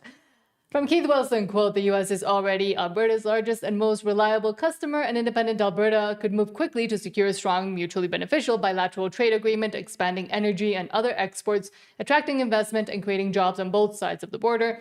When we are free from Ottawa's ideological policies and regulatory uncertainty, an independent Alberta can rebuild confidence, restore growth, and secure a prosperous future for our kids and grandkids, because under the federal government, these kinds of proposals and plans that Daniel is trying to do with the U.S. will only get so far. Well, and also I game plan a lot of things, and there is a chance Alberta does become landlocked if Gavin Newsom kind of gets in there. That's why it's very important right now to get Alberta independence all the way through while Trump's in office, so you can sign these pipeline deals and these contract deals, multi-decade deals, so it guarantees income coming into the country, even if a Democrat gets in there, so they can't say, no, we're not going to sign a contract. Trump's going to be very sympathetic that you're going to need long-term deals so Democrats can't sabotage the future of Alberta and Alberta independence. So that's why it's important to push this through now while Trump's in office. He's sympathetic to the movement, and he understands you're going to need long-term contracts that are going to benefit the United States, but also can't be undermined. So they need to be ironclad long-term contracts. Even if you're selling natural resources and oil at a discounted rate, it's better to have a long-term contract at a discounted rate while you figure out how to build other industries within the country, because it guarantees income and it guarantees survival. But Christo, speaking of those leftist tears and insanity, let's see from Berta Proud Dad saying, quote, the anti-Alberta independence cult is straight up pathetic. One mention of a democratic referendum and these clowns lose their minds, cry about treason, and throw toddler-level tantrums. Zero arguments, all feelings, all fragility, because that's what has been cultivated in Canada. Well, when I first watched it, I thought he was talking. She has a man voice, and yeah. Alberta deserves the right to vote on its own future, and watching these snowflakes triggered by basic democracy is comedy gold. Grow up or get out of the way. Yeah, this was a good take by him, by the way. I would rather in my hands and clap. You know, it boggles my mind to see the immaturity of the people who are opposed to Alberta independence. You don't need to yell at people. It's very rude, and I'm sure you would be disgusted. You know, when you guys were rolling around the province doing your Forever Canadian petition, I just literally let you do it. I went by so many places where they were collecting signatures. I was even at an event one time that they were outside collecting signatures. People told me, Berta, you should go out there and do a video about them. I declined and I said no, because that's democracy. But you guys can't handle it. You want to know something about me? I have adult children. And some of those adult children are on the fence still with Alberta independence. And I just tell them, do your research. And guess what? Me and my children, we can have respectful dialogue. What is going on with you guys? You guys can't even have respectful dialogue. At the end of the day, democracy is democracy. And you making fun of people for practicing that shows exactly who you are, and it shows nothing about us. Yeah, and fantastic take there. And it's good to hear that, yeah, people are going to have disagreements in their family, but they can discuss it. And even him there, I've watched clips in the past, and he hasn't always been a supporter of Alberta independence. He's come around, and that shows that people can come around. People that weren't previously in support of Alberta independence can, and they can not only become supporters, they can become very, very strong supporters, so much so that he's on social media really pressing the message now, which is good to see. Yes. But again, when he said he didn't make videos of that other petition that's trying to literally undermine Alberta independence, it's great to see that, because now they don't have these videos of Alberta independence individuals trying to undermine them, because that would be coming up in the summertime. Yes. I'm guessing this is a really long one you want me to read from June. This was the big one for the day, actually. This is what I've been theorizing. It's actually been put forth in a document. Why they're crazy enough to release this document, they feel really secure with the precedents they've set within British Columbia. There's other elements that's not in this document that involves the UN as well. I've talked about that. They're using the UN, not just in Canada, not just in BC, but with Indigenous within Central South America, as well as Europe. This is a much bigger plan, but this is the first time it's been laid out by them in such an audacious fashion. So yeah, I'm sorry, we're going to need you to read it, but we'll stop and we'll talk about it throughout. June says, BC just quietly exposed the real game, and it's not about reconciliation or healing or shared prosperity. It's about shifting control of Canada's critical resources into a three-way partnership between Indigenous leadership structures. Stop real quick. And yeah, I'm going to get you to read all this, but this is all coming from a document. Go down to the bottom really quick. And that's the document right there. A lot of this information is coming out of. You can read this document. This is just released. This is the China strategy to work with the UN as well as First Nations and federal governments to hand over control of natural resources. I used to work in the mining sector. These Canadian companies are, it says they're Canadian companies. They're all owned by China internally. Okay, let's go back to the top. Sorry. Okay. Indigenous leadership structures, activist governments, BC NDP and Ottawa Liberals / Carney, foreign investors, especially China. This isn't a theory. It's written directly into the FNEMC China strategy document, a 14-page blueprint outlining how BC First Nations should build direct economic alliances with Chinese state-owned companies, Chinese capital, and long-term Chinese offtake agreements. And when they say Chinese state-owned companies, they're talking about these mining companies that are Canadian companies they now own the majority of. This is the model the BC NDP is now accelerating with no public control, no stewardship for British Columbians in any way, and this is not shared benefits. But what this is a fragmented foreign leveraged approval system that cuts the Canadian public out of the equation entirely. For decades, Canada and Canadians at all levels have paid trillions into Indigenous programs, settlements, and lands. For context, BC alone holds tens of billions in reserve land value locked up in the reserve program. Yet, instead of evolving the system into a unified, transparent, accountable provincial model, BC and the BC NDP is doubling down on a structure that creates 1, 2 layers of law, 2, race-based governance, 3, private deals with foreign governments and corporations, 4, zero accountability to Canadians, a permanent veto on Canadian development, 5, now the BC NDP is speeding up the critical minerals projects that will not be owned by British Columbians, not governed by British Columbians, and not benefiting British Columbians. This is why you cannot have, we're going to continue with this though, but this is why you cannot have specialty groups and classes when you found your nation, because you're going to be torn apart by other interests outside of Canada that are going to use those specialty groups that absolutely divide your province and then take it over. So this is, again, specialty groups and classes. Bruce Party talks a lot about this. You need to try to get rid of it, whether that means there's Native rights and Albertans' rights. Either you have to bring Albertans' rights up to the level of First Nations, or you're going to have to bring First Nations level down, or they're going to have to meet in the middle. Everybody has to be equal. Otherwise, special interests outside of the country are going to come in and take control of everything you own. They will be controlled through a political pipeline of provincial ideology, Indigenous governance structures, China's long-term political strategy. My fellow BCers, this is how you lose a province. This is how you lose control of your resources. This is how you lose a country. We cannot pretend this is reconciliation. We cannot pretend this is progress. We cannot pretend this is justice. This is outsourcing sovereignty under the cover of emotional language and manufactured guilt. That's why I continue to say, stop being guilty and self-imposed guilt. This is what it gets you. It's about time to end the race-based carve-outs to the two-tier legal system, the external political influence, and the never-ending industry around reconciliation.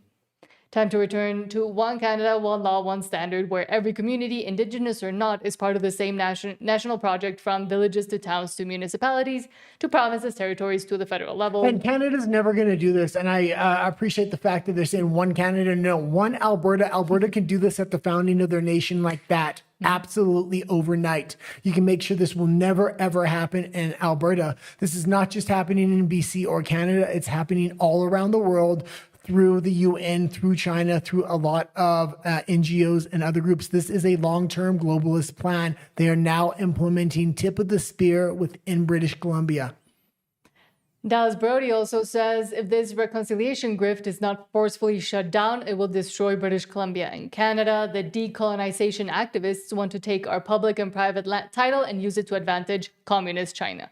1BC is the only British Columbia party, blah, blah, blah. Oh, no, read that part, please. Okay. 1BC is the only party in British Columbia that is fighting to rip the reconciliation industry influence out of the BC government permanently. Yeah, and that being said, Dallas Brody is the only one speaking up on the issue forcefully within British Columbia, and I actually brought it out because 1BC is the only party you can vote for if you want your private property rights back. This is a one issue kind of vote within BC right now. You're going to lose all private property rights. I don't care what our other policies are at this point. Things are going to go really sour if this continues on. If the NDP continues to be empowered, they're going to continue to push policies like this. But hold on, let me read this part because we have been talking about how China, even in Mexico and other Latin American countries, has been trying to push this narrative forward that the Chinese are the actual original First Nations within the continent of America. So here it says the rationale for a First Nations China strategy. First Nations communities in British Columbia are increasingly being approached by Chinese companies that are interested in gaining access to the traditional territories, particularly for projects related to energy and mining. Some companies are very proactive and are doing the right thing by talking to First Nations communities at the earliest stages. Others are unfamiliar with the existence of Aboriginal title and rights to have neglected the obligation to consult. Blah, blah, blah, blah. First Nations China strategy will ensure that First Nations are prepared to respond in a variety of requests, but it says that they have shared history, and I would like to go into the actual document and I'll go read into this, and I know a lot about this because this is already put well in place in Central and South America, and I've talked about this a lot in the past, and people aren't believing it. Now it's in a document that we can kind of recite. Let me read this, and then I do want to try to find this and bring it up on the next show, but it says shared history. The Chinese and the First Nations people share a rich history in British Columbia, one that is largely unknown to the general public. The first recorded visits of Chinese to blah, blah, blah, blah, blah, to the continent. I can't go forward because that's just an image, but I will try to find the document so we can actually delve further into it. Well, and I will say this, I'll talk about what's kind of happening in Central and South America. The Chinese are investing big in anthropology, archaeology, libraries, and schools, and they're all connected. What they're doing is they're doing genealogy tests on bones they're digging up, and they're saying these are Aboriginal bones, and genetically their ancestors are from China. They're connecting it that Aboriginal groups are originally from China. Therefore, the Chinese will, I'm guessing the next dot is the Chinese actually have the right to a lot of this through their ancestry. Mm-hmm. And they have also helped push this whole colonization narrative. Yeah, and this is just completely bogus research that's being funneled to connect dots that aren't actually there. And a lot of money is being pushed in Central and South America for archaeology and anthropology to say these original indigenous tribes are actually from China. And you ask why? It's because they want to take private property rights. It's really... and resources. They want to be able to control the resources on that land. It's really convoluted when you look at each dot by itself, but when you connect them all, it's very, very obvious. They've come into these countries, bought up any mining companies that are there primarily within Canada, bought up all the mining companies, and then have those Canadian companies get contracts in these other countries. So these other countries are unaware it's actually China that owns them. Mm-hmm. Get out of BC as fast as you can. Yeah. We did. That was a convoluted story, but we're going to go more into it in the future because I think it's the most... we can make a video too. Yeah. Because it's insane and important. And also, again, if First Nations can continue with this push to try to stop Alberta independence, don't think that you're out of it yet, I would say. Okay, let's keep going. From Wall Street Mav, quote, which demographics are leaving Canada? 67% are between the ages of 20 and 44, 3 times more likely to have a STEM degree. So that's science, technology, engineering, and medicine. 31% have a master's degree or higher, and 61% went to the USA. Also, 40% of the top 1% income group. Canada's youngest, most talented, most educated, and wealthiest are exiting. They are being replaced by massive immigration from the third world with an average IQ of 17. As soon as the signatures are put in, this is the exact demographic you want coming to Alberta to vote for Alberta independence. And they're going to have a big benefit because they're going to be citizens of Alberta if they move there before Alberta becomes a nation. And a lot of people are disenfranchised and they're willing to take that risk right now. They're willing to move to the States. They're more than willing to move to Alberta. Now I'll read some comments. Joe Rush says, come on, people, you have thoughts. Speak up, put them in the comments. Let's hear what you're thinking. And yes, we do love when you chat and tell us what you're thinking, because that way we can interact and debate with you. The whole point of a live Well, we started a little later today, so I think our audience may have went other places, but it's fine, and we'll see you on Friday. Or in the replay if you're watching this on replay. Hello. Joe says, do you like the truth with a dash of comedy? Tom McDonald. Oh, I love Tom McDonald. He's a rapper. An independent rapper who has essentially built his whole career independently with his girlfriend and with other people that support him, but he hasn't relied on the labels. Well, it would be really interesting. A lot of the independence movement needs to start making inroads not only to American independent media, but American independent media has created a whole other sector of independent artists that support causes like Alberta independence. Tom McDonald making a music video about Alberta independence would be absolutely huge. It would make a national and global news. But there's also other artists like Tom McDonald that really talk about issues like this, and it would be perfect to kind of reach out to them once the signatures are submitted before the summertime, because it would be awesome if those music videos are releasing in the summertime. Yeah. Joe Rush also says, I can't believe how bad BC has become. I can. It was crazy in 92 when I lived there. Now it is legal. Can only imagine and have seen videos. Yeah. Don't go back. I mean, we've tried to avoid it as much as we can since we left. So. Yeah. Every day there's a new crazy story. Joe Rush also says, I know 400 years of my family, 1585, I am from everywhere. And most people are kind of from everywhere as well. And this notion that we have to... I've been looking into doing also a video in Spanish about this whole myth of colonization within Mexico and Latin America, at least from the Spaniards, because it was very different. I've been looking into this a lot. It was very different because we were essentially just part of Spain. It was a very different treatment than a lot of the colonies that other European countries had all over the place. But I won't get into it further. But the fact that now China is trying to come in and say that they were the first ones here and that they're completely connected and related to our indigenous people is absolutely insane, that people are also buying it just because they like the narrative that they're putting out there. Rusty says, so do we have a proposed constitution written down somewhere? I'd like to know what government positions we need to be electing for. There is a document, and more so than that, Keith Wilson and Jeff Rath were both talking about behind the scenes right now. They're organizing all the negotiation paperwork that they're going to submit to Washington, D.C., as well as the federal government in Canada to move things forward extremely quickly. So they want this thing to take a matter of months rather than years. And Keith Wilson and Jeff Rath have both been in corporate negotiations much bigger than this. They say it's actually extremely simple what needs to happen. So hopefully they're right, and hopefully this thing can happen quick while Trump is still in office, so we can negotiate a long-term resource deal with the United States while they're friendly. Rusty says, it would be useful to know if we all agree on a constitutional republic, at least. Otherwise, what are we replacing this S show with? I can't sell this if I can't define it. Keith Wilson wants to replace it with a constitutional republic. That's the big support is around a constitutional republic right now. I think there's other thoughts of we need to make a limited government, which I'm more in favor for, but I can go for a constitutional republic as well. What I don't want, and the other strain of thought within the debate, is what Canada was before Trudeau's dad, and he brought in a bunch of regulations. That system, you want to stay away from the Canadian system as much as possible. There's a lot of comments on RUMBLE. I don't know if I can get through them. Well, let's do a few more stories and then we'll do the RUMBLE comments. Okay. So should I press the button? Yeah. Okay.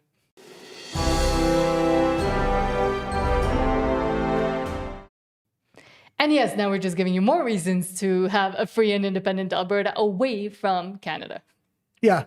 This is where we go into national news that's affecting Alberta and Alberta independence as well. I will say one other thing. One person that was bringing up the debate of how you wanted to form your government was Bruce Party.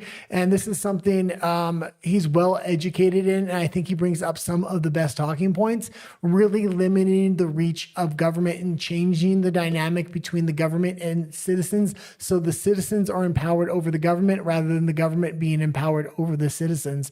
Otherwise, you start to get what you have in Canada over time. Even the United States over time has gone awry. So if you can limit government power in the founding of the nation, I think it would be something to really consider. But now this from Mario Zelaya. And again, this is why I am blackpilled on conservatives and Pierre Poilievre, because this will continue to happen even if he gets in. He says, quote, breaking, it's a very dark day in Canada today, but not at all unexpected. The Liberals voted down all 4 conservative public safety bills. Okay, and before we get to what was voted down here, just think about this. At best, Poilievre could pull off a miracle minority government. Even with a minority government, he couldn't push this stuff through. Only with a majority would they be able to. And what the Liberals are doing here is absolutely crazy. But expected. Guys, I have breaking and exclusive news. You won't believe what the Liberal Party just voted down today in the House of Commons. These are all the 4 bills that they voted against that were proposed by the Conservative Party. Let me know what you guys think. The first one's called Bill C-246. That called for consecutive sentences for sexual predators. So if someone commits multiple sexual offenses, they serve the sentences back to back, not concurrently, back to back. These are no-brainers, by the way. Everybody's in agreement for these. The fact that the federal government would go the opposite way, they're not only wanting to give light sentences for these PDF files, they want to try to find PDF files to immigrate into the country to turn Canadian citizens into victims. The Liberals said no, too harsh. Now, Bill C-220, ending the sweetheart deals for non-citizens who commit serious crimes. This would stop judges from giving lighter sentences to rapists and child predators just because deportation might be a consequence. And as you can imagine, they voted that down as well. Absolutely ridiculous. But wait, there's more. Bill C-243, ending the cycle of annual parole hearings that force victims to relive their trauma year after year. The victims have been begging for this. The Liberals said no. Bill 242, the Jail Not Bail Act, which repeals the Liberal catch and release system for the repeat and violent offenders and puts public safety first in bail decisions. The Liberals, they said no. So let me get this and straight. pause it. And their poll numbers just continuously go up. And what, Pierre Poilievre, they're going to vote all of his bills down and, we need to put Canada first. This is not how you put Canada first. Consecutive sentences for sex offenders, no. Tougher sentences for foreign criminals, no. Protecting victims from reliving trauma at parole hearings every year, no. Keeping repeat violent offenders in jail, no. Every single one was voted down. These people are not serious about your safety. They never were. And get this, what they will vote in favor of tonight is going to be their hate act, Bill C-9. Are you serious? Words? Absolutely insane. They voted down every opportunity to fix the country, and then they're voting for censorship, and they're bringing those bills in tonight. I mean, the only way for change is Alberta independence. If you can't see that at this point, Poilievre is no longer a hope. And even with a minority government, he can't make the changes. He couldn't have voted any of those things in with a minority. He will need a majority. And the way the system is rigged politically in Canada, it's almost impossible for him to ever get that majority. With the 12th of next month quickly approaching, Mark Carney looks like he's going to get a majority government.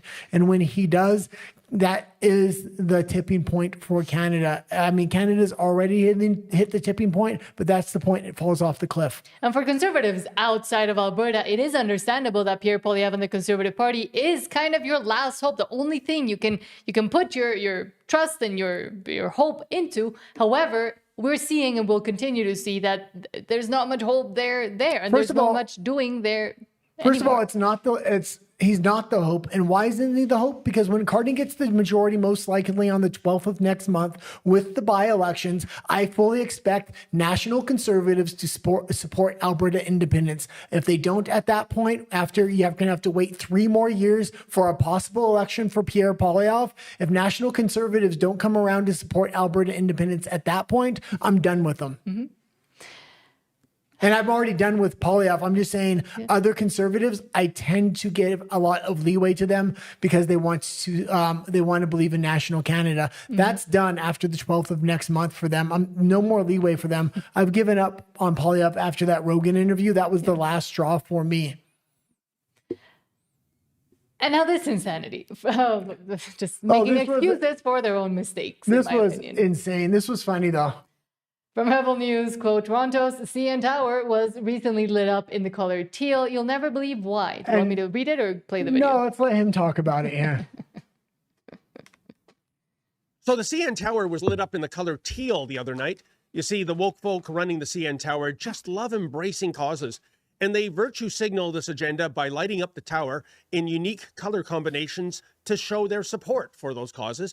For example, on March 31st, the CN Tower will be lit up in baby blue, white, and pink.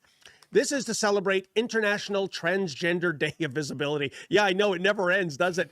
Still, I gotta say, if I were running the CN Tower, I would have the thing lit up in red and white all year long. Wouldn't that make sense? After all, the C and the N stand for Canadian and national, and the Canadian flag is inclusive of everyone, isn't it? But never mind. Back to that teal color scheme. This was done to mark International Long COVID Awareness Day. I'm not making this up. So what, pray tell, is International Long COVID Awareness Day? Well, here's the descriptor from the website longcovidawareness.life. Quote, we urge you to use the 2026 ring to display for all of March 2026. Okay, you can leave it there. Is it so hard to say vaccine injury instead of long COVID?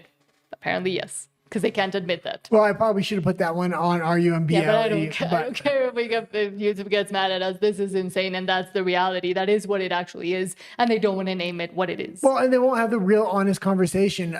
There's two ideas of thought here. One, there's actually long COVID, and then there's the other thought that the jibby jab, these are long-term side effects, and they're calling it long COVID. So they gave you what they're calling long COVID. Yep, and now COVID, and now they want to virtue signal on top of it with colors of the CN Tower and with a whole month of awareness for it. However, they will never tell the victims of it what they're actually suffering from, and the victims probably don't want to admit it themselves because of the cognitive dissonance of having to admit that either their government or themselves put this thing inside their own bodies and are now suffering the consequences. Well, it's just another opportunity for them to offer you MAID. And that too. I'd offer him MAID right away. From Western Standard, quote, Eddie government moves to reform DRIPA behind closed doors, again following on with the taking of private property now via the UN. Absolutely ridiculous. If nobody doesn't know what DRIPA or UNDRIP is, these are recommendations by the UN. They were never forced to be adopted. He intentionally adopted them when they were just recommendations. This is a coordinated effort between the UN, provincial governments, federal governments, and First Nations to take private property rights away and to secure all mineral rights and other natural resource rights like oil and water. And this retard is wearing a thing that says our coast. Yeah, his coast. Yeah. Well, yeah, our coast, which our own oil tankers can't go on to export oil, but American tankers, Chinese tankers, they're all just sitting in the bay in Vancouver there. However, fret not, because there's more people coming to Canada to continue voting for this kinds of nonsense. From Table Salt, quote, India's ambassador to Canada is looking to expand Canada's Infinite Indians strategy. They're just going to pop out of the ground now. and is now calling for a Nexus-style card so Indians can access Canada more rapidly than we're already accessing it.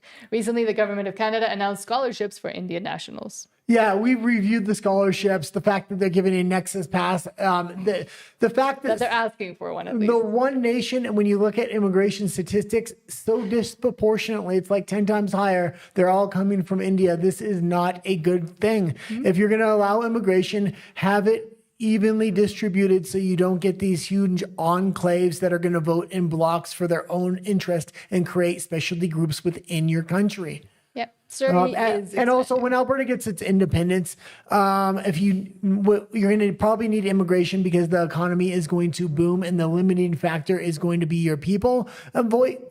Recruit from nations that are Christian nations that have a similar moral fabric to what you want to grow. Mm-hmm. Sorry, I was checking something. I was checking if we were censored already because I said the long COVID thing. We are not. Don't worry.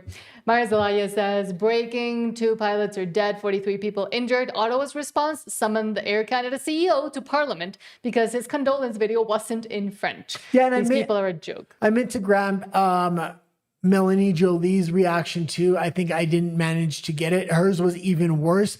They know that this is a problem that the Canadian government was probably tied into through DEI hiring and other things of that nature. That being said, they want a virtue signal here with this to distract. Oh, let's put this on Air Canada. Let's put this on anybody but us. This is not our responsibility. You didn't speak French when you crazy. I mean, honestly, they should have probably done it in Mandarin and Hindi. Those are more spoken in Canada than even French, I would say. CTV News says Air Canada CEO summoned to Ottawa over English-only condolence message after plane crash. Well, and we do have his reaction. It's in the next article. It should be. Okay. Yep, this is it. CBC Watcher says again, Carney conveys his displeasure that the message of condolence conveyed to Air Canada crash victims and families by the CEO had no verbal French translation. And I think you can fast forward through the first half. First half is French, second half is English. Keep going. Second half. Good. Here? Yep. Oh, now it doesn't want to play. Got mad at me. And technical, I was watching another show on the same. Sincere condolences to the families, to the friends, to the work colleagues of the 2 young pilots, Mr. Forêt and Mr. Gunter, of Air Canada, whose actions saved lives. The first job of the government of Canada is to work with our American colleagues, and this is happening. There's full cooperation, close cooperation, working with our American colleagues to determine how this tragedy happened and to take steps, all necessary steps, to prevent any repetition in the future. But that said, we live, as I just said, in a bilingual country. We proudly live in a bilingual country. And companies like Air Canada particularly have a responsibility to always communicate in both official languages, regardless of the situation.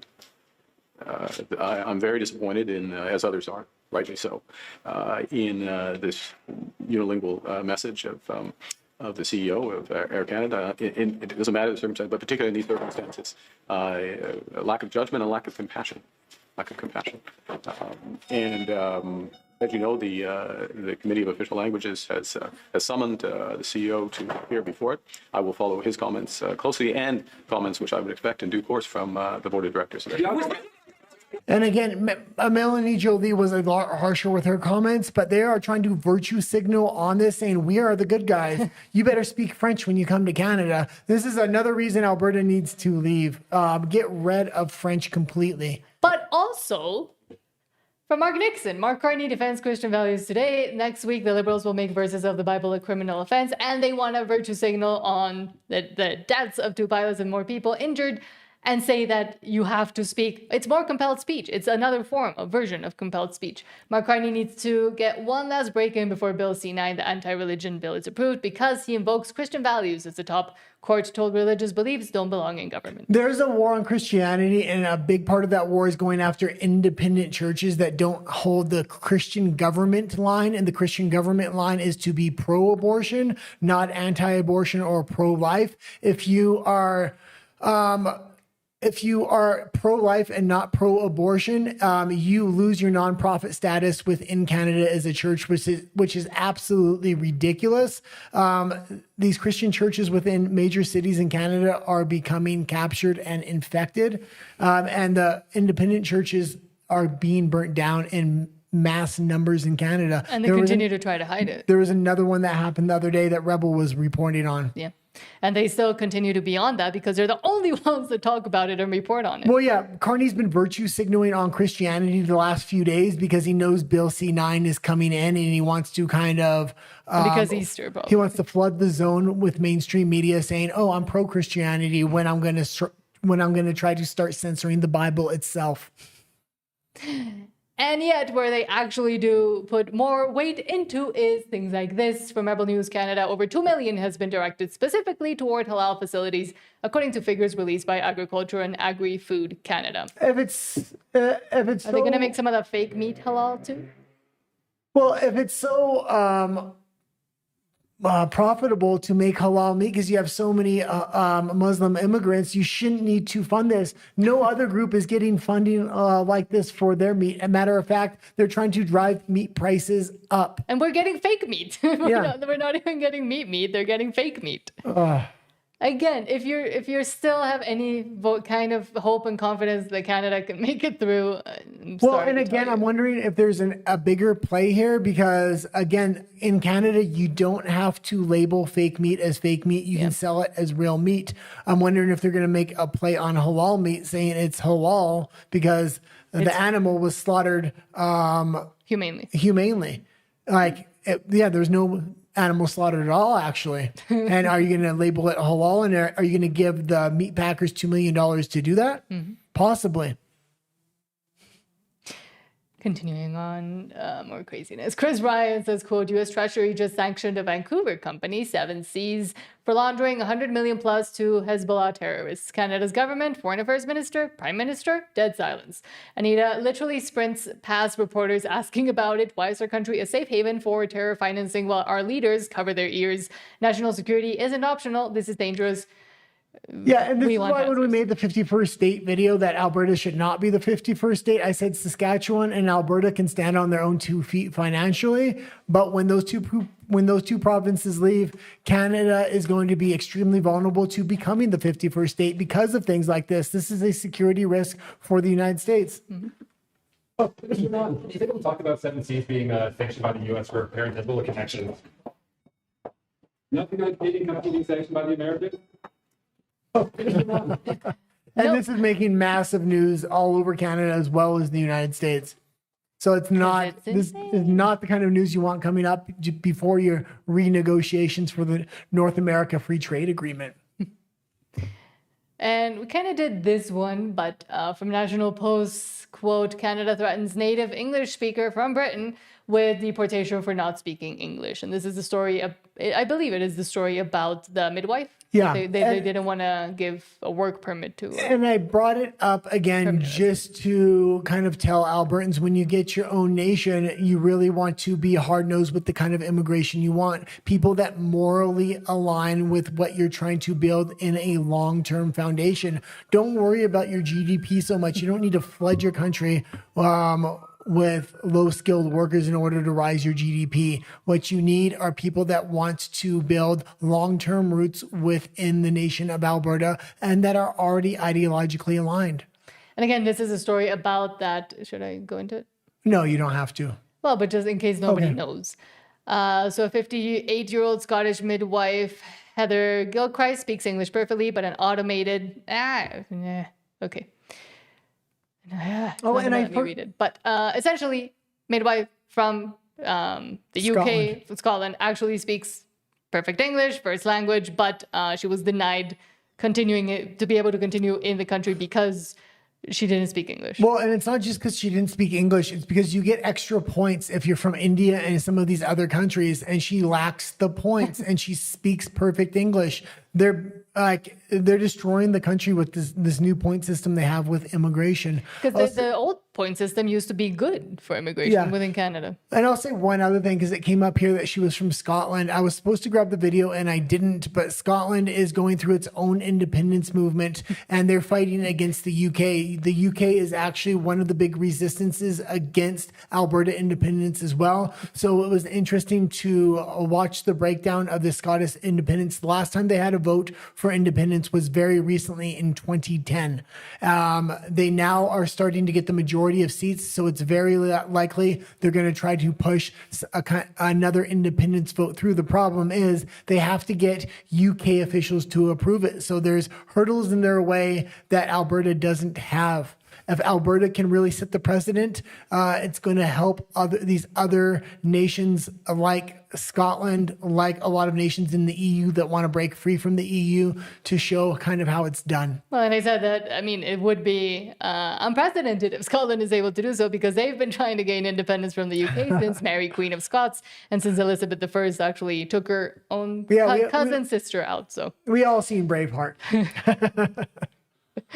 Should I read some comments? Yeah, let's go into some comments. Joe Rush says, another example of their attempt to depopulate the COVID jibby jab. Yeah. And now they're virtue signaling on top of it because of the injuries that they caused people. Well, and we played a clip on Rumble the other day. Everybody might not have seen it because everybody doesn't go to Rumble with us, but Health Canada is now making recommendations.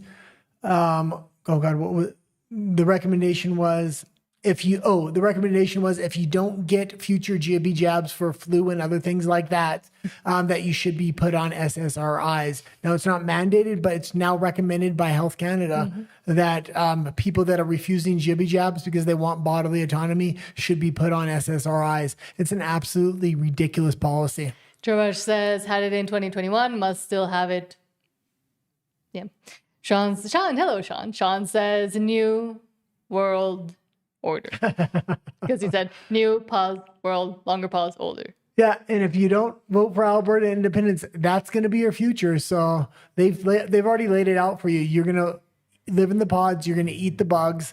You're going to own nothing, and you're going to be happy. They've literally told you, just like they laid out how they want to give their natural resources over to China through the First Nations in that document. They lay all this stuff out and they tell it right to your face. Alberta independence is the chance to break free before it's too late. A lot of other nations aren't going to have that opportunity. Joe Rush says, this is so ironic. Joe Rush says, cut off by a gun buyback ad. Rubbish. If there was a way that I could control what kind of ads we put on, get put on our videos, I would, but I think there's none. There's options you can accept ads shown on your videos or not accept. I think I have some restrictions on gambling ads just because I morally don't agree with that, but there's no non-governmental ads to be shown, so sorry about that. And Joe Rush also says, not mad at ad revenue, make your money, just funny it's all Canadian government ads. Rubbish. Well, they're going after a demographic, and they're going after our audience's demographic because they know they're firearms owners. And also, what are we talking about? Of course, they're going to be putting specific ads on people that are talking about Alberta independence. That's what the government wants to. Well, they can do that all day because we talk about firearms rights on every single episode. So put as many ads as you want. We've earned trust with the audience. And when we talk about the issues, hopefully they're going to buy what we're selling rather than buy the propaganda the federal government's putting out. Rather than sell their own freedom away. Sean says, wrong century, guy. Mary, Queen of Scots happened centuries after Braveheart. I know a lot of British. And Braveheart was actually historically inaccurate as well, but it is my favorite movie. So, and I know a lot of British history. So, sorry. Joe Rush says, "I'm a poker player." Lol. Sorry. Maybe those ads would be better for you. Maybe I'll just switch it back on. And Sean says, when are you guys going to Tim Hortons, by the way? We were close to one the other day because we would go to a grocery store. We're kind of far from some, but there was one at the grocery store, but it was not the nicest. It was pretty small. So maybe over this weekend we can go. Yeah, it was actually in the grocery store. Yeah. So it was just kind of a counter. But yeah. There's a couple of nice ones we've seen. So, but we did go to a different donut shop called Austin Donuts, and it was fantastic. Yes, if you're in Mexico, go to Austin Donuts. Should I read from RUMBLE or wait till we get there? Let's go back to the stories. 30 comments. Thank you so much. When we get to RUMBLE, we're going to read all the comments from there all at once.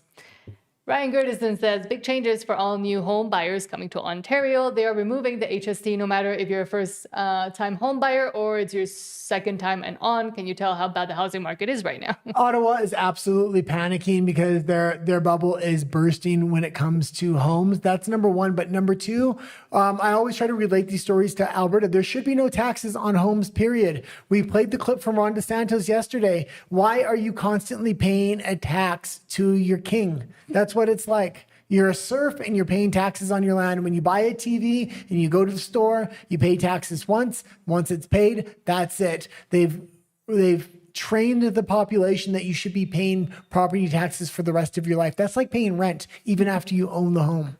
As part of tomorrow's 2026 provincial budget, we will be rebating the full HST for all new homes. No matter if you're a first-time buyer, second, or a 10-time buyer, you're getting the HST deducted, valued at $1 million or less, providing up to $130,000 in relief for home buyers. To reflect the reality of Ontario's housing market, we will extend that to a $130,000 rebate to new homes valued between $1 million and then $1.5 million. And then after $1.5 million, it's going to slope down to $1.875 million. As part of tomorrow's... Yeah, there's the wealth tax if you own a home over $1 million and everything else. When Alberta gets its independence, no property taxes, and then I want to see Albertan reporters go out to Ontario and ask Doug Ford, Alberta doesn't have any property taxes, why do you? And then just do this over and over and over again to these Canadian politicians. Say, why is Alberta able to do this, but you're not able to do this? And just compare and contrast, and everybody's going to see it. And the veil or the curtain's going to be pulled, and you're going to see the Wizard of Oz behind the curtain in Canada. Another way to see the Wizard of Oz, quote from Ryan Gerdison, what our government has done to Canada can never be forgiven. Quote, Toronto police say they are creating a counter-terrorism unit and a specialized task force that will see officers with semi-automatic rifles stationed at key locations in the city. The locations include places of worship, tourist attractions, high-traffic public spaces, and critical infrastructure, police told reporters at a news conference on Tuesday. Yeah, it sounds like they're getting ready for some kind of protest or some kind of lockdowns. They want to normalize this police state before something major happens, whether that's going hard at Alberta independence and they're expecting another truckers convoy or something else. That, but also import the third world, become the third world. And now you have to actually do things because that's the situation you've put all the rest of your citizens in. Well, and they're having to come right out and say it now. Why? Because we reported on it and a lot of other people did. They had snipers on rooftops at a lot of these gatherings recently, and people were taking cell phone footage. Mm-hmm. And also Marty took that footage of those potential officers that were kind of sitting there almost spying on him, basically. Yeah. Sean Amato says, a lot of rumors flying around about RCMP rates. The Mounties tell me multiple search warrants have been executed related to health contracts, but they won't name anyone. And he answered a different question, so it's going to be interesting. I'll kind of point it out after we listen to him. The RCMP confirmed they've conducted several search warrants related to Alberta Health Services contracts. There are rumors going around that UCP ministers may have been involved in that. So I'll just ask you straight up, have you or anyone you know been also searched by the RCMP in this case? The simple answer is no. There are no colleagues, counterparts, government ministers have been questioned by the RCMP at this time that I'm aware of. And pause it. Thank you. He didn't ask if ministers had been questioned at this point. He asked, had you or any of your colleagues been searched or subject to raids? Mm-hmm. And he said, no ministers have been questioned at this point. No, when they do a raid, they raid the house. They don't necessarily question the person yet. And more information is going to be coming out. Rebel News said they're already going to go after those documents so they can see exactly why they're doing these raids. It must be something fairly severe for them to raid politicians. Mm-hmm. Also from Paul Mitchell, quote, someone forgot to tell Ottawa that copying Zimbabwe's money printing example won't end well, enjoy the inflationary doom spiral, Canada, that they're already enjoying. Meanwhile, it's time for Albertans to pull the rug on incompetent Marxist Ottawa, free Alberta. Yeah, and we showed this in the Alberta section, but I wanted to bring it up again. Zimbabwe, a third world country, does stuff like this. And Canada is doing the exact same thing, and there's no intention for them to stop. A matter of fact, if Carney gets a majority government, he's going to double the money printing. Again, socialists can't find where to get money for all the free stuff that they want to give out, so they either print it or take it from their own citizens. Yeah. And then say, be happy, you have all these free things. They're not free, you're paying for them. Well, he has a way to get actual money through actual resources, and he doesn't take it. And it's because he wants to align with China and the EU, and then he'll access those resources once he has a proper way to distribute to globalists instead of Canadians. And then a story that is pretty much just obvious at this point from National Post, quote, NDP frontrunner proposes mass amnesties and waves of new asylum seekers that are seeking economic asylum, not asylum. And they're creating sanctuary cities in Canada now. I know they're trying to do it in Quebec and Ottawa, sanctuary cities. If you don't know, absolutely destroy democratic states, cities in the United States, like Los Angeles, like New York. You do not want this to happen in Alberta. There's no way to stop it in Canada, especially with Mark Carney consolidating more and more power. But inside of Alberta, you're going to have a big say.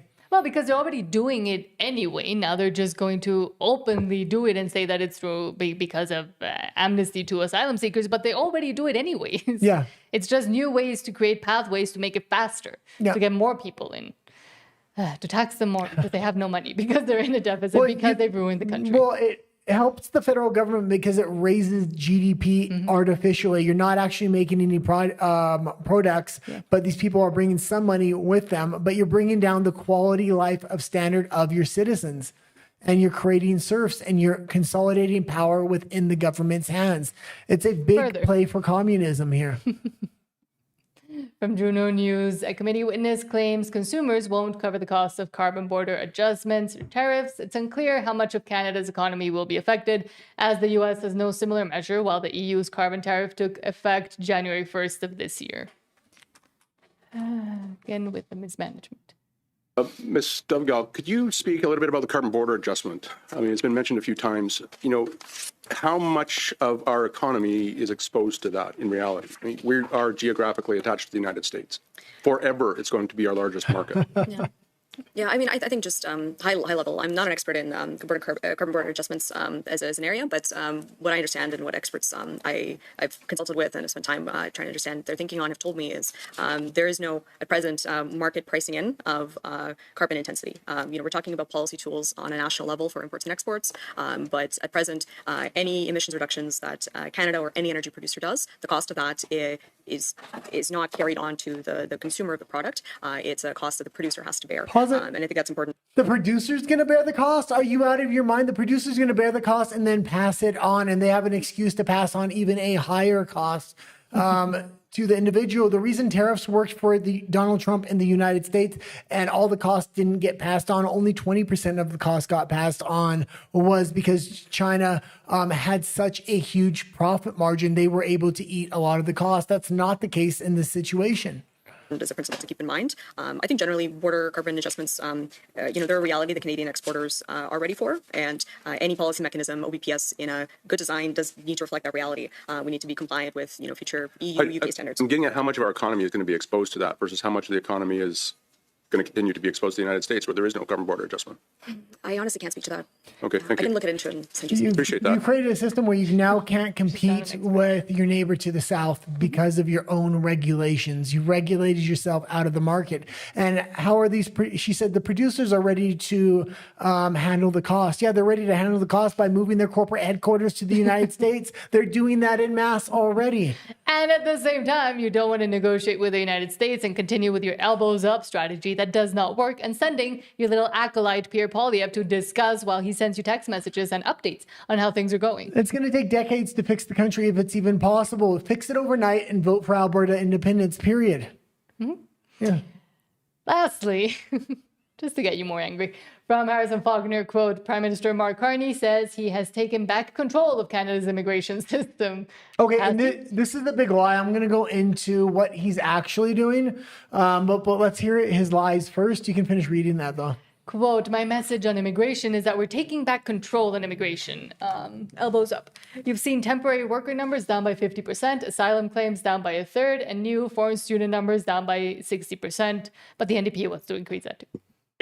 On immigration, we're taking back control on immigration. You've seen temporary worker numbers down by 50%, asylum claims down by a third.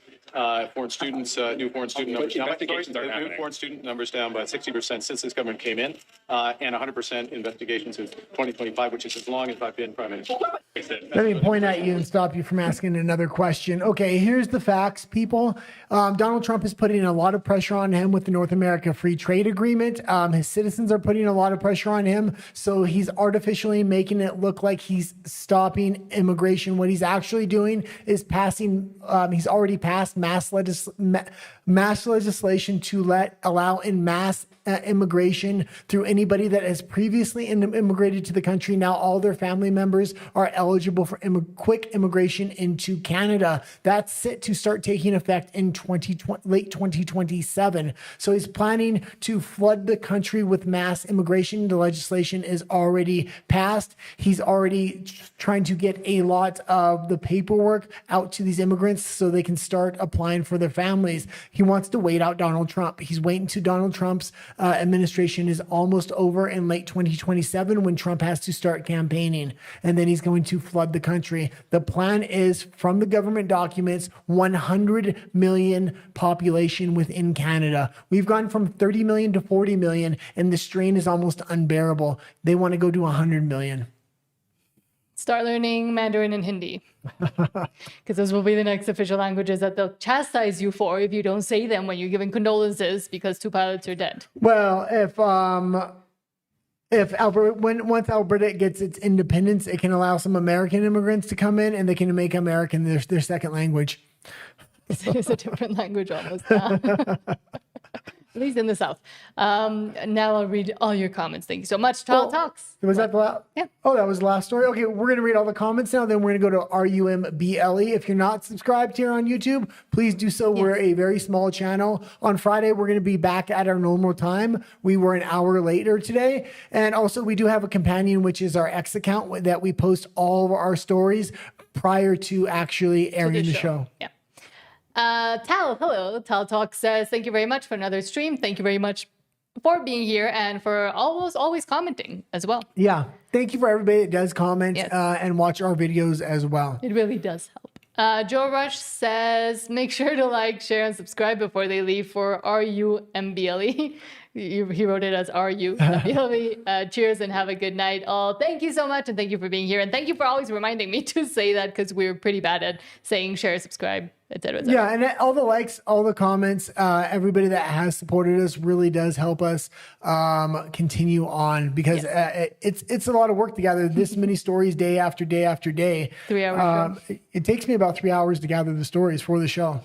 But it's well worth it. This is the one opportunity we have to really change the paradigm and show the world how it's done, to break free from the elites and put the power in the hands of the citizens again. And that's why I talk so much about Alberta independence. We used to talk a lot of geopolitics, but when you watch geopolitics, it gets depressing, because it's like, am I actually making a difference? With Alberta independence, you can make a difference overnight. Yeah. Talk says, freedom for Alberta. Exactly. Jarvish says they want it from Alberta. I don't know regarding which one, but they want everything from Alberta, and they don't want to be productive themselves. Yeah, and again, I say it every episode, but it's time to take the gloves off. It's time for Alberta independence to take the Trump approach, and it's about winning your independence at all costs here. Sean says, Alberta is like John McClane's wife and Canada the bad guy. In Die Hard, just take off the Rolex, because before it can take you both down. I've never watched Die Hard. Oh, it's a great Christmas movie, which we debated. And you said it's not Christmas. I said you haven't even seen it. Well, at Christmas, I watch actual Christmas movies. Which is Die Hard. No. Yeah. No. Yes. I'm trying to remember the one I always watch now, and I can't. It's the one with multiple stories. It's a British one. Home Alone's good as well. Yeah, Home Alone is good. Sean says, I think that dude would rather be attached to China. I would find that highly interesting. China and the EU, if you're talking about Carney or anybody within the government as well. Yeah, I think I think the easy sell is the easy sell is going to be to attach Canada to the EU and then ideologically align with China. We already see them getting rid of free speech, bringing a lot of these socialist communist policies not only into Canada but also into the EU. Mm-hmm. So I think that is really the new globalist agenda. Somebody, hello, says, I have premium, no ads, no problems. I hate it, but I do it. LOL. Yeah. We do as well. Yeah. Because the levels of YouTube that we've consumed throughout the years, I think it pays for it on just getting the premium one. Oh, definitely. Yeah. Sean says, student numbers are down because Canadian universities are way behind the USA, where foreign students would rather go to. Canada is too cold as well. Yeah, and again, there is a big play that the legislation has already been put into effect to flood Canada probably in 2028. They're going to start it in 2027. They were just trying to wait Trump out here. Mm-hmm. Joe Rush says they want our equalization money. They want any money they can scavenge for. So that's why they will continue to do whatever they can to get some more. Yeah, I don't even know if they want the equalization money, because why doesn't he just pull the chute on the parachute and allow Alberta to drill, baby, drill? Because a lot of that money would be going back to them, yet he's not willing to do it. It's insane. It's insane policies from Mark Carney.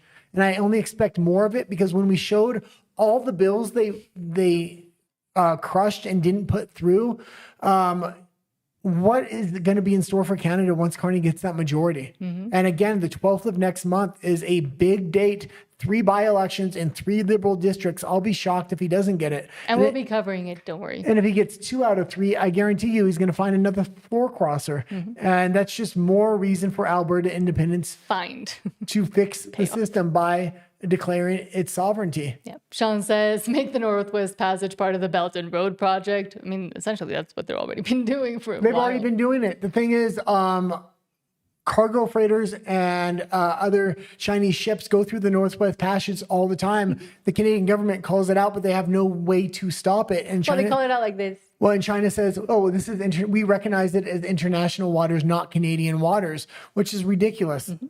Joe Rush says, we knew it. Trudeau said it out loud. He admires China. Not only that, but Mark Carney was behind him the whole time. He was a shadow figure helping puppeteer this whole plan, and now he's just stepped forward, so we see it more clearly. Trudeau never said out loud, like, New World Order. Carney just got in there and got camera happy. New World Order, where Scott Moe's sitting next to him, Going fucking wide-eyed like a deer in the headlights. I mean, that is kind of like a meme comedy gold moment, honestly. Oh. I mean, incredibly depressing and worrying, but yeah. Troglodyte says that basic dictatorship is sexy. To them, yeah, because it gives them all the power. That's all they want to be politicians for. Yeah. And control the world. And we're letting them, which is the worst part. At least most of Canada is. Okay, that's it. Oh, that's it. Okay, we're going to go to RUMBLE. We actually have 4 stories over there. So And all the comments. So there's going to be a long conversation over there. We'll probably go through the stories first, and we'll have a session with all the comments. Yes. Okay. So meet us over there. The name for our Rumble channel is down there. It's Nat and the Guy, same as this one. And we'll see you over there in about 30 seconds. Yeah. Thank you for all your comments as well.